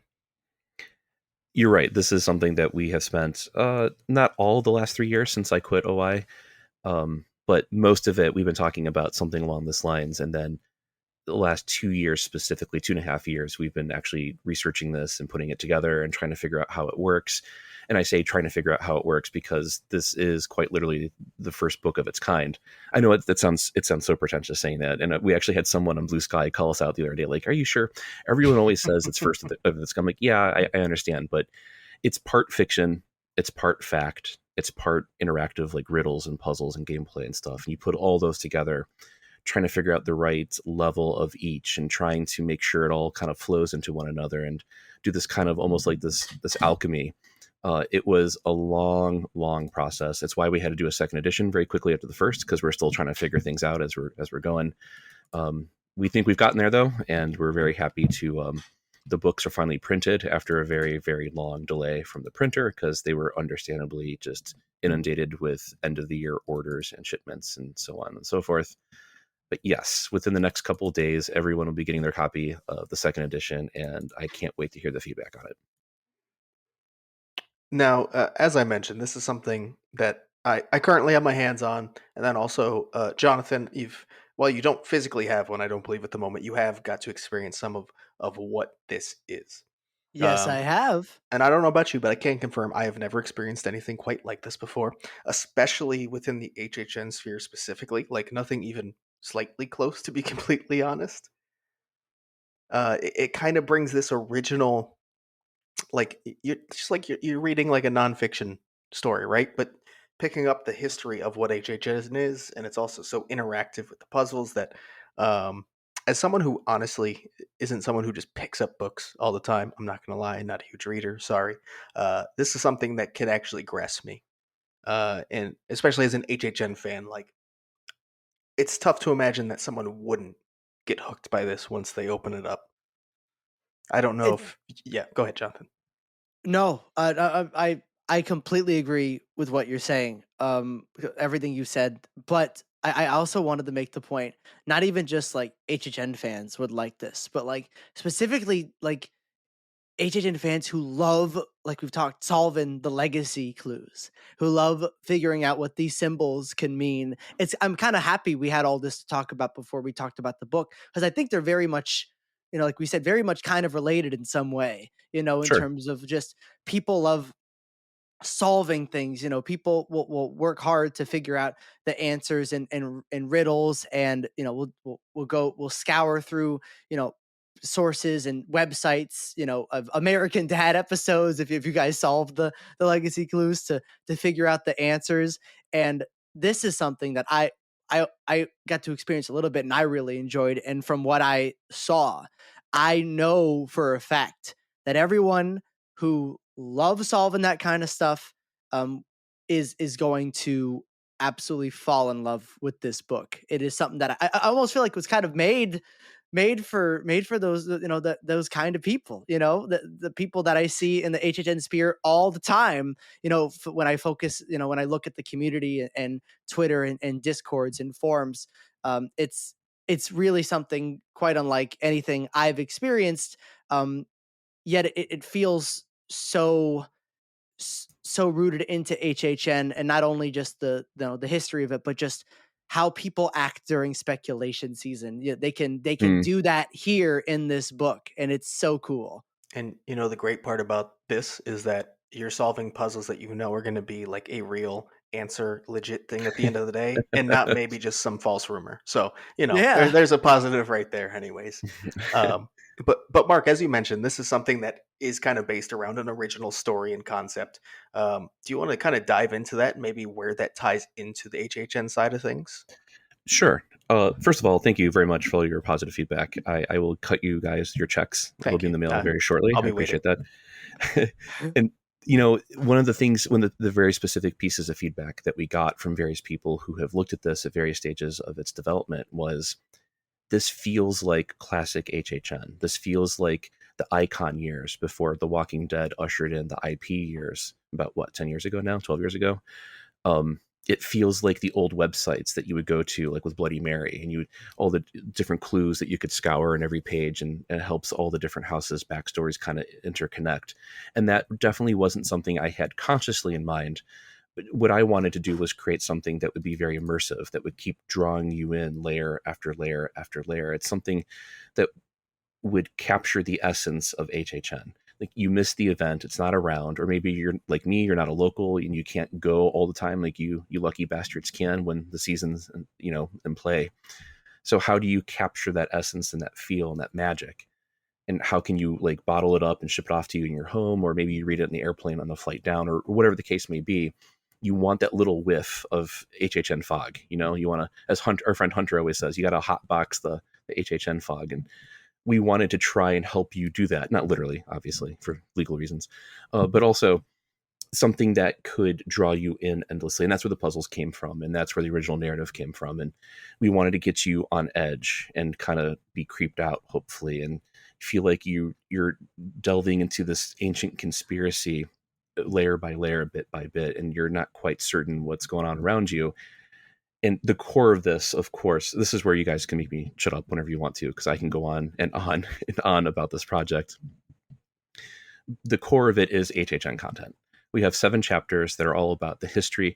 Oh, actually, I should probably stop there and just say, one of the terms that we try to use is guidebook. This is your guidebook to the event. And then, of course, the question then becomes from people, well, guidebook, does it get outdated? Do you have to keep updating it? And that's when we have to say, no. This isn't touring plans. This isn't a list of ticket prices. This isn't, recommendations on the best food or drink. This is evergreen content. This is the history of the event. Where did it come from? How did it evolve? How's it growing beyond just Universal Studios Florida? It's infecting City Walk and the hotels. What's the history of that? We have a rundown of the 6 biggest IPs the event has ever had and how it's kind of helped fuel its growth around the world. We touch on Singapore a little bit, Japan, just briefly go to China because technically it's not HHN and it's still very, very new. And then Las Vegas, we talk about, and the very core of the HHN content is this giant, I don't even know, at least a quarter of the book, at least. The book is 320 pages, by the way. Everyone who sees it and feels how heavy it is and how the illustrations, the printing quality, all that stuff, like it's a very pretty book, which I mentioned because we ask you to deface it. We ask you to write in it. We ask you to cut it. We ask you to fold the pages and have it kind of grow and change as you grow and change, hopefully, as you get deeper and deeper in the story. But a big quarter or so of the book is just the lore of HHN. It's almost like an encyclopedia. That chapter itself has its own table of contents. You can go down, you can look at all the different icons, you can look at the big recurring locations, the recurring minor characters like Eddie. You can just jump to those pages and read it and kind of get the history and have everything very concisely, coherently, and hopefully, very professionally summarized for you and easy to refresh your memory if you're a diehard, or easy to dive into and learn all about for the first time if you're a newbie. Mhm. Was that a long enough answer for you? Well, it's got to be longer because I want to keep talking about it just a bit. To be honest, I mean, you mentioned how it's almost like an encyclopedia of HHN. You mentioned characters, locations, icons, stuff like that. But also, I mean, you delve even deeper than that. You go into like the food and beverage. You go into something that is near and dear to HHN 365's heart with the Eternal Rest package. Something that, if you're a listener, we've been talking about since day one, basically. Like, this goes so much deeper than just like what you see is HHN just on its outer layer, right? Like you go all the way into its lore, and not just its lore, but like what you fully experience at the event, every little aspect. We tried. Thank you again for that. More money is coming your way. We did. So my co-writer on the book is Xandra Hardigree. She's the one who's responsible for writing all the HHN content specifically, and she spent an ungodly amount of time researching Dungeon of Terror, the first HHN Orlando haunted house, and what would it be like to walk through that scene by scene. What would you hear and smell, and what would you experience? How different is that from HHN today? Because it's, oh my God, is it different? They would touch you. There's people underneath your feet and like through the glass. Like it's just, for someone who's not steeped in that history, to come in from modern day HHN and look at that, it'll blow your mind. We had a very talented artist who has been an HHN scare actor herself out in the West Coast. She came in and did, for the first time ever, a map of Cary, Ohio. She used the real layout of the real town and then put in all the different fictitious locations and elements and characters and stuff. And that's kind of a fun thing. As you're flipping through the book, you land on that page and it's almost like a little surprise, like, hey, here you go, first time, you can look at it. And so we do have little things like that, write-ups about the Eternal Rest package, other things that are kind of the stuff of HHN legend now. And it's something that we wanted to see as HHN fans ourselves. It's something that we wanted to have as reference material that's easily accessible. You can just pull it off the shelf whenever you want to. And if you want to ignore the puzzles, you want to ignore the original narrative, you're more than welcome to.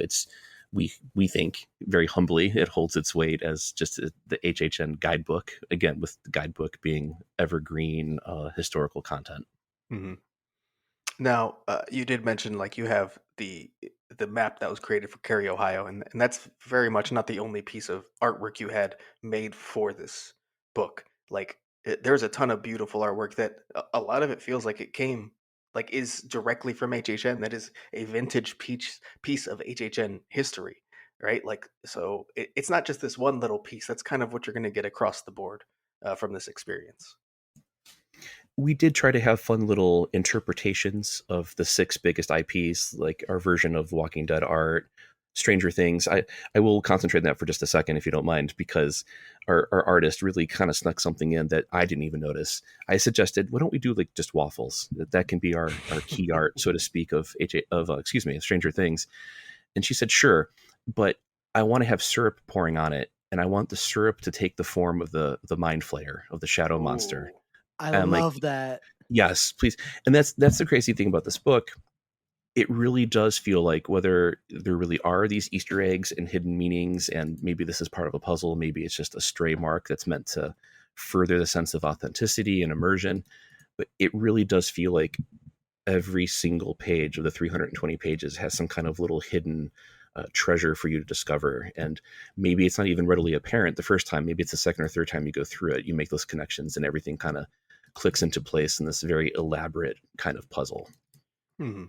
I And love that you're giving people who either who have been going to the event since the beginning and know all this stuff. You're giving them so much content, even if they're aware of, they know the guidebook in their heads already, like, a lot of us do. You're giving them so much content, like the map of Cary, Ohio, and like other little details that just is gonna really give, like really enhance their love of HHN, really help them visualize things that they haven't been able to before.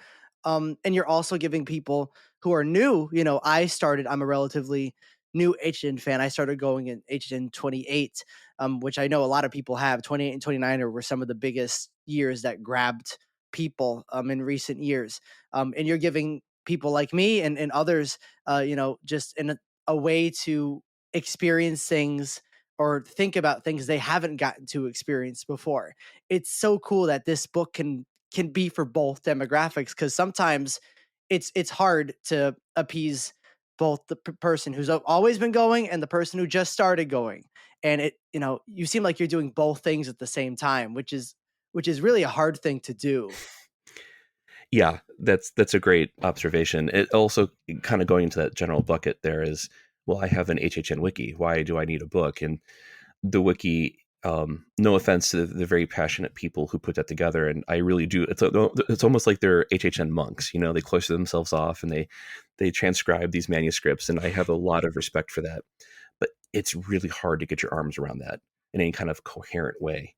And some individuals are better writers than others, so it can be a very uneven experience. And so we wanted to have a resource that really was worth its weight, that really was something that is digestible, understandable, something you can get your arms around. You can jump in and out whenever you want to. Although I personally would suggest you go page by page, chapter by chapter, and you have the original story intermixed with the HHN content. And then the other layer on top of that, of course, is the puzzles and the riddles, and have this giant kind of chaotic, crazy. Oh, I should probably pause there and say one of the reasons why it feels kind of chaotic and crazy is because this is basically a found footage book.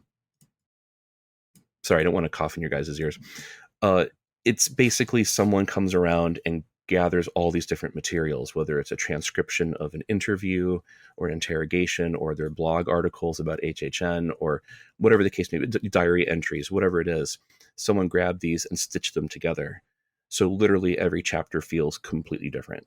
It feels like 5 or 6 or 7 different books kind of stitched together into one. We have a professional, very, very talented layout designer who's been doing this work for, I think it's almost 15 years now. And she would always say to me, like, I have never, Mark, you guys are crazy. I've never done a book like this before. And she had friends and family members who would come by and look at her monitor and be like, what the hell book are you working on? She goes, oh, that's just one page. Let me show you this page.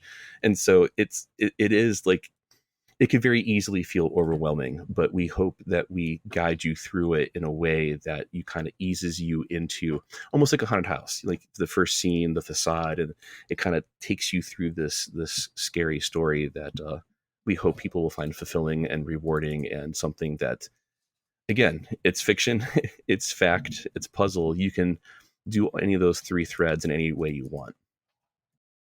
now we keep discussing that there's puzzles, right? Like that's a huge part of what this is. Without giving too much away, obviously, do you kind of want to just tell people like what kind of puzzles they'll be experiencing? Sure. I'm laughing because this is yet another way where it's kind of an unusual and first of its kind book. I guess technically you could say there's 39 puzzles. The 39 break down into 3 different buckets. We don't have to get into like the specific ratio of which is which and whatever, but the fact that there are such a variety of different kinds of things that you're doing and asked to interact with the book in different ways, that's kind of novel. And then, as our professional game designer told us, usually when you go to buy a puzzle book, it's all about the puzzles. It's about the gameplay and the mechanics. And whatever narrative elements are there are just kind of like window dressing, just to kind of support the puzzle. You don't have a real book, a real story that also has these elements kind of thrown in and intermixed, and something that heightens the story.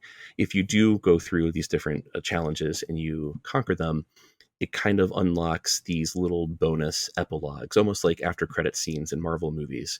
And it gives you a little bit more context and a little bit more closure on what the story is. If you don't want to do those, that's fine. You don't need to have the after credit scenes. Not everyone goes to the movie theater and stays all the way through the 25-minute credits, so that's perfectly fine. But having those together is something that we thought was really great. To actually specifically answer your question, Duff, sorry.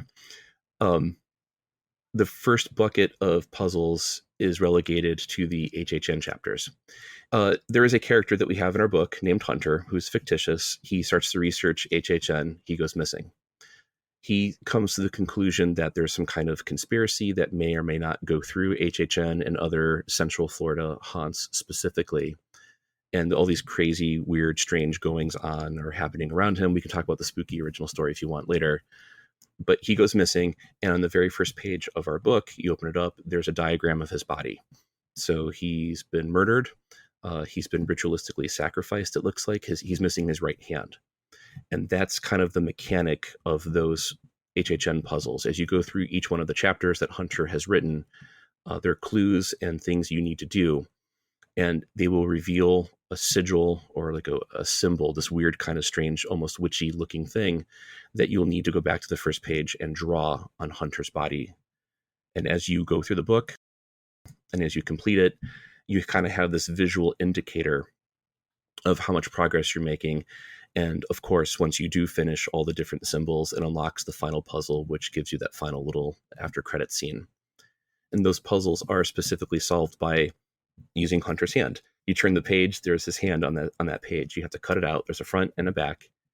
And using that hand, you have to position it on the HHN chapters in different ways.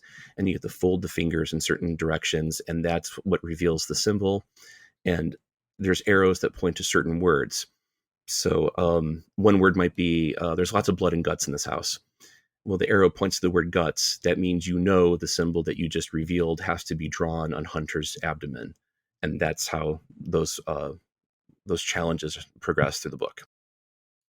And I will notate to anyone listening who wants to buy this, as someone who kind of went through this to give feedback, do not be afraid to write in your book, cut your book, whatever it is kind of asking you to do in that sense, do it. Just do it. I know it feels weird, but it's a huge part of it, and it's all part of the experience. It's so unique. It's something I've never experienced before. Being asked to, hey, write on this, cut it, fold it, or rip a page out, keep it to your, side or whatever. Like, but once you do, once you get into the mindset of doing that, I think it makes the experience so much more immersive. It's so much more than you're just reading a book. You're really like you're really solving something. Just like it almost helps you. A lot of books you stay immersed in the book and you're reading and you just think you're in that world. It helps you almost get out of that world a little bit and you're like you're solving it in real life at the same time as this stuff is happening in the book at the same time. It's really cool. And as an HHN fan and a theme park fan who loves immersive experiences, this is about as immersive of an experience you can get in a book that I've ever seen, I've ever read. So it's really unique, unlike anything probably you've ever seen or read before. Definitely agree. Definitely. That was the idea. And a lot of it wasn't like, hey, let's make something with marketing jargon of you've never seen this before. It really was this idea of what is it like to walk into an HHN haunted house or a scare zone? What is that feeling? How do you physically respond emotionally, mentally? How can we best approximate that when you're not there physically at the event? And everything else just kind of flowed from that. And we we have a little startup company called Luma Narrative, and our very specific niche nerdy goal is to have a whole bunch of different products, whether it's a book or something else entirely, that you as a theme park fan can grab and use and have that breath of fresh air, have that little escapism to your favorite place, your favorite park when you can't get there or you can't afford to, or it's not Halloween season, so you have to wait, 10 more months before HHN starts. Now, I do want to go back a step because you brought up when talking about Hunter, who is kind of the main character of this entire experience. There is a darker backstory to what's going on there. I don't know how much light you want to shed on that, but if you would provide a little detail. Sure. Thank you, Duff. That's a great question. Um, Hunter's book that he's writing about HHN, he dies, he disappears, he loses his hand, all that fun stuff before he can finish it. So we have a mysterious individual that we refer to internally as Writer One. And he's the one who finishes the book, who puts in a couple of notations here and there, and he slides in all these puzzles to help you reveal the truth of Hunter's disappearance. And then as he mails it to you, another mysterious individual named Writer 2 comes along and she grabs it and she tears out certain chapters she doesn't want you to see. She puts in new chapters that she says will actually reveal the full truth. And that's where the original story comes into play. Those chapters are all about a disgraced former professor and folklorist named Marjorie Holden. And she comes to the same conclusions that Hunter did about conspiracies and the role of haunted houses and all that kind of fun stuff. But she comes at it not through the lens of Halloween Horror Nights specifically. She comes through it through this very weird, bizarre thing that we call Christmas. It turns out the history of Christmas is something that people have written many, many books about. It's because it's so long. There are so many centuries of innovations and wrinkles and permutations, and there's so many different countries. You really can't write one book. Even I would argue you probably couldn't even do it about one country, unless it's something more recent like America. It's all of these horror-filled elements like vampires, werewolves, spirits coming back from the afterlife. All these things that you would normally associate today with Halloween, that was Christmas for many, many centuries. It would start in October, it would end in February. And you had all these different milestones along the way. And eventually, over the course of the millennia, it goes to England and it comes to us. And we really scrubbed a lot of that out of Christmas. And we very clearly delineated, here's Halloween, here's Christmas, New Year's is something different. You just go out and drink. Don't worry about the elves that come out and or the trolls that could potentially steal your soul, or maybe if you capture them just the right way and you're able to evade their riddles and puzzles, they will reveal the future to you, and specifically like your death. There's lots of prophecy, there's lots of just a whole bunch of really truly crazy things that you would never ever guess that is Christmas. And so she studies Christmas. One of her chapters is a book that she wrote about the history of Christmas, and she has all of her personal notations and everything else. You look at one of those pages, it looks like a wall of graffiti almost. There's so many different things going on, and arrows and circles. And she comes to believe there's a conspiracy. She comes to discover the conspiracy. She joins it. She tries to figure it out from the inside out. And there's lots of ups and downs with her character arc. And where she ends up is also this mysterious disappearance that you will have to try and figure out. So I do think that's a lot of fun. That not only obviously have you tied in what you're going for with your specific audience, right? Like the main thing you're looking at is HHN, and that's kind of where you're trying to grip, right? But also you're doing it in a way where you're tying in an experience that a lot of others, many that are going to be buying this, will have experienced, and that's Christmas, and telling those stories and tying it back. So it's not even like a straightforward experience. You're going to go through so much and honestly learn a lot because um, we've gone over a few of the stories and we did in the live, and I, I didn't know any of it prior to it. I did not know any of it. So it's a fun experience, but it's also a huge learning experience, but something that many can relate to as well. Just to be very careful here with how we describe this, this isn't something where all of Marjorie's original chapters, we're not going to go step by step through the history of Christmas. Just because I don't have 100 years to research that and then another 100 years to write it. But what we did do, we kind of tip our hat to a lot of these historical and mythological tidbits.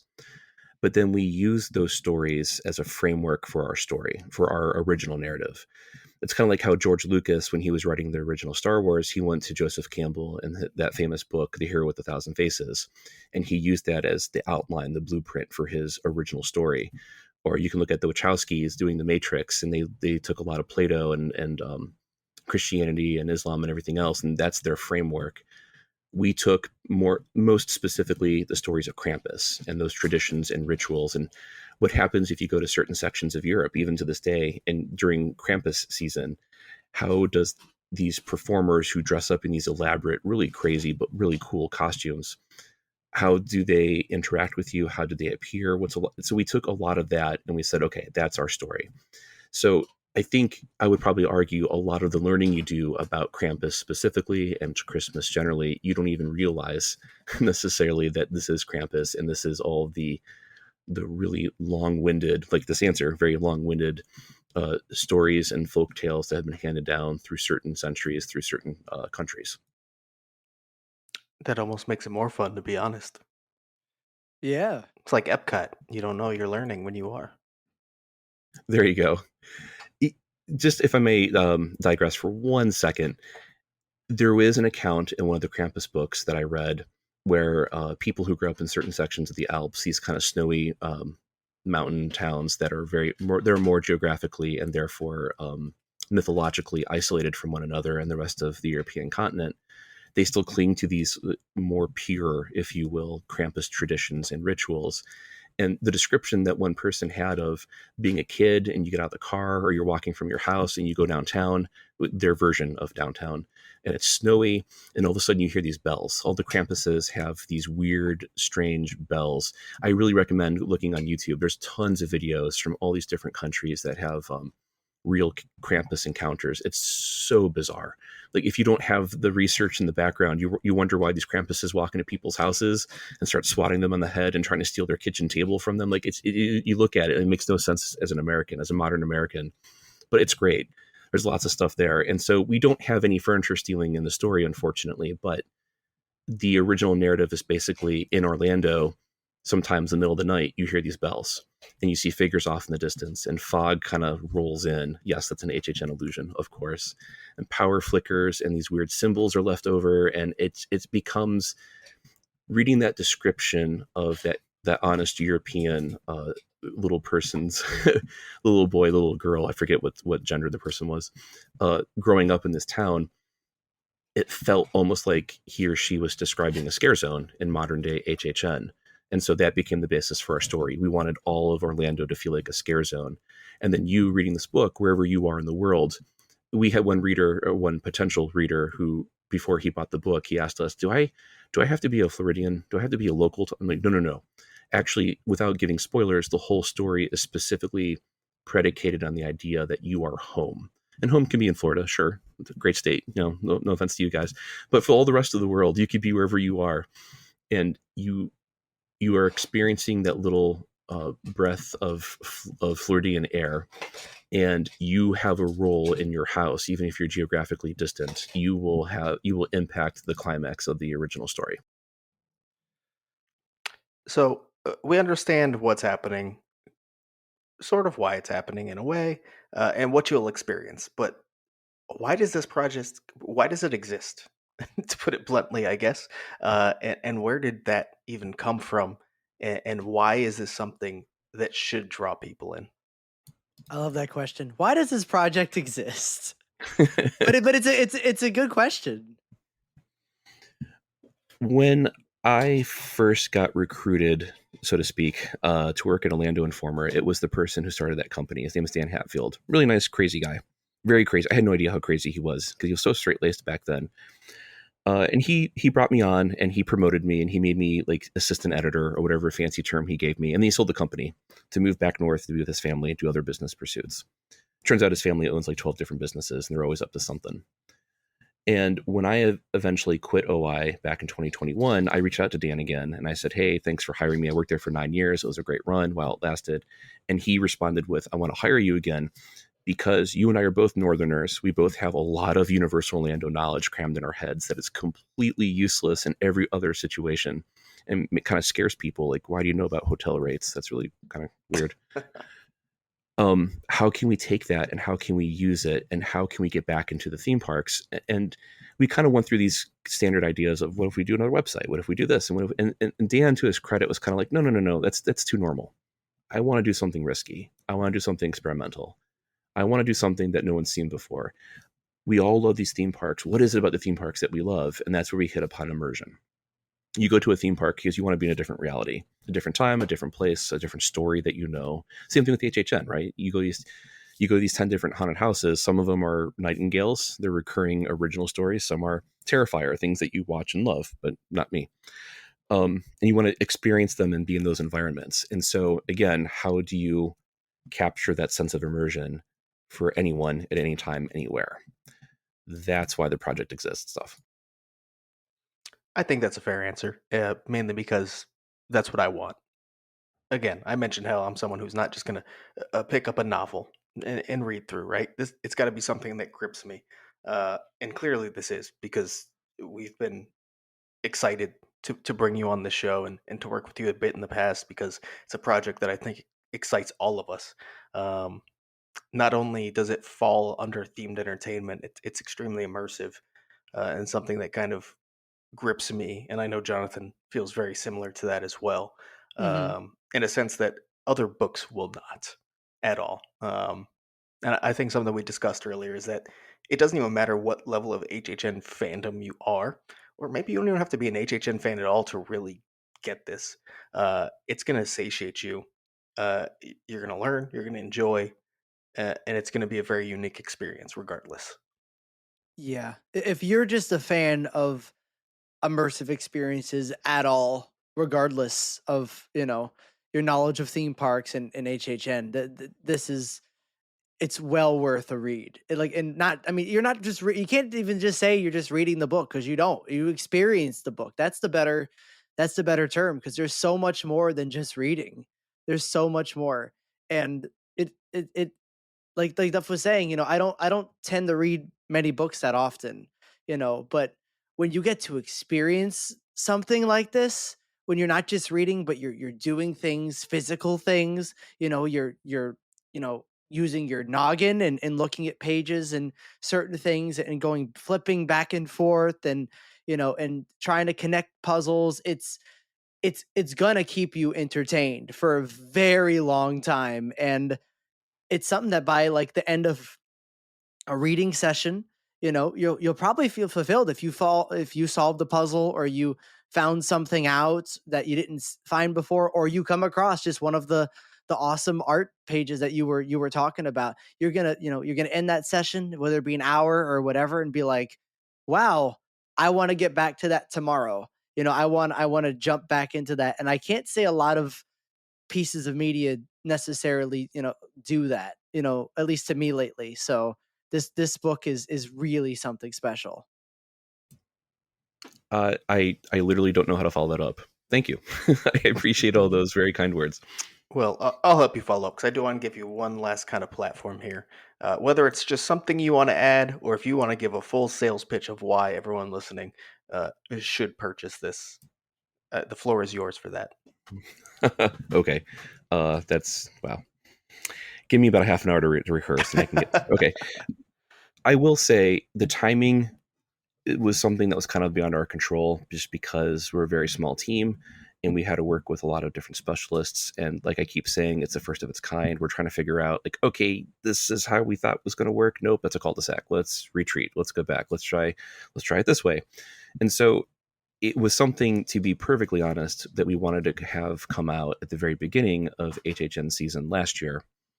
But we got it out just in time for Halloween, and then we had the revisions and everything else, and printer delays and end of year shenanigans. So having it arrive right now, I think actually in a weird way, even though this was not intentional in the slightest, I kind of think is perfect, because we as HHN fans, once Christmas is out of the way, New Year's is done, where it's January, it's this cold, bleak month. Well, not for you guys because you live in Florida, but I'm looking at a snowstorm outside my window right now.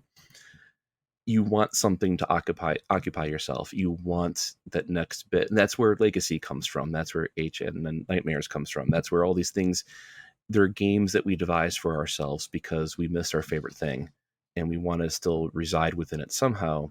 So I'm hoping that this becomes one of the biggest ways that in the off season, especially, people will occupy themselves with. You can refresh your history of HHN. You can try to look at those original stories, chapters, and see maybe some of the little hidden things we have and connections you can make.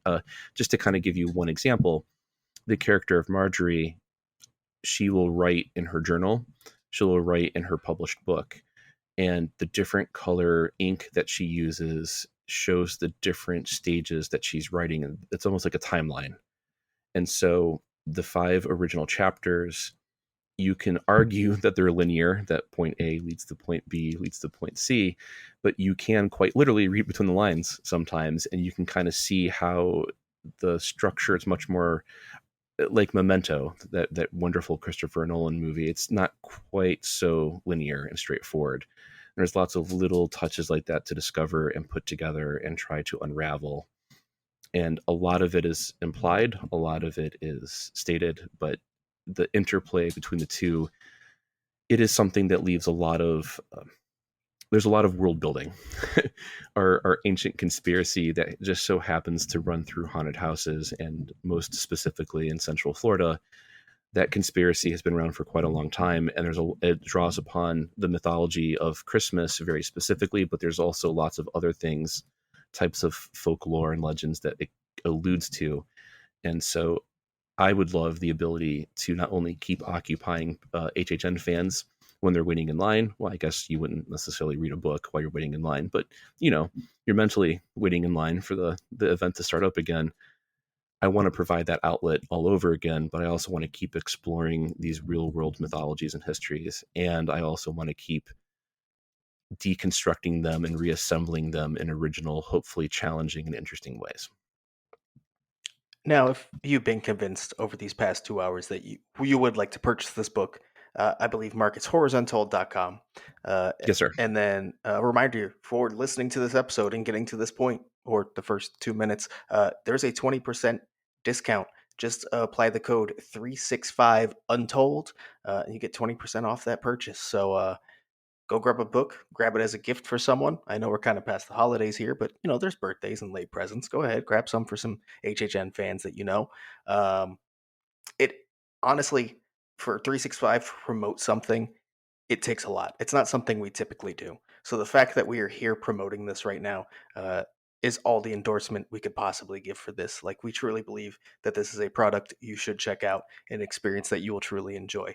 So take advantage of that 20% off and go grab this for yourself and maybe some others that would enjoy it too. What he said. Insightful. Yeah, but I mean, everything you said is exactly what I would say. I haven't gotten to read the entire thing. I've only got to do little bits and pieces, but from what I experienced, what I saw, and what I did, it's something you're gonna want to grab. I think everyone listening to this podcast who likes our podcast or any HHN material is going to really enjoy this. And once again, even if you just like immersive experiences, this is something that, like Duff said, I also, I really believe in, and I think is really, really cool, and something that you haven't experienced before. And it's well worth checking it out. And just, I think it's well worth getting it. I mean, use the discount code. You can get it. It's a good idea. So I lost my train of thought at the end there, but I think I got the point across. Yes, thank you. And Yeah. there's one last point I want to make. You guys, you're talking about how endorsements and histories, not having that history of endorsement specifically. I have a history of being a fan of the show, and poor Duff has a history of me stalking him and bothering him for the last few years and talking offline. So being like, all seriousness, in all honesty, being able to come onto the podcast and just to discuss spec maps with you, besides just embarrassing myself, it's a lot of fun. It's a huge, huge honor. It sounds so silly saying that, but it is something I believe my little nerd heart. So just being on the show and being able to pretend for a little bit that I'm like Mike or Jess was great. So thank you for having me. It's even nicer and more humbling to have you guys say such wonderful things. Obviously, those wonderful things aren't true. I mean, we should probably tell people you're all just lying and the book's terrible, but it's still very gratifying and humbling. And thank you very much for having me and for regaling me with the praise for a book that you haven't fully read. Oh, it was a pleasure to finally have you on. And if it makes you feel any better, you did a great job. You filled in very well for Mike and Jess. Mm-hmm. Oh shucks, there's no replacement for Mike. Maybe for Jess, but I can't. Oh. Thank you. She won't listen to this, right? She won't beat me up. That's Oh, so she's nice gonna here. beat you up. Absolutely. We'll But just talk about Beetlejuice. That's okay. yeah, that'll get you by. You'll be fine.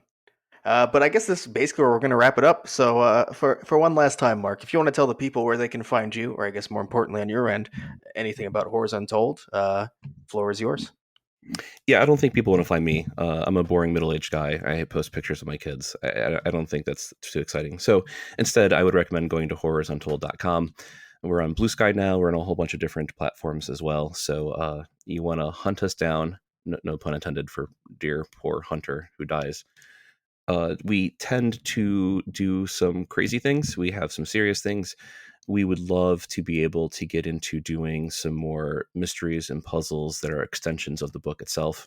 So whether you've read it and it kind of will serve as an introduction, or if you have solved it already and you're done, maybe it's a little bit of an epilogue for you. But we're hoping as the months continue, and that's the thing.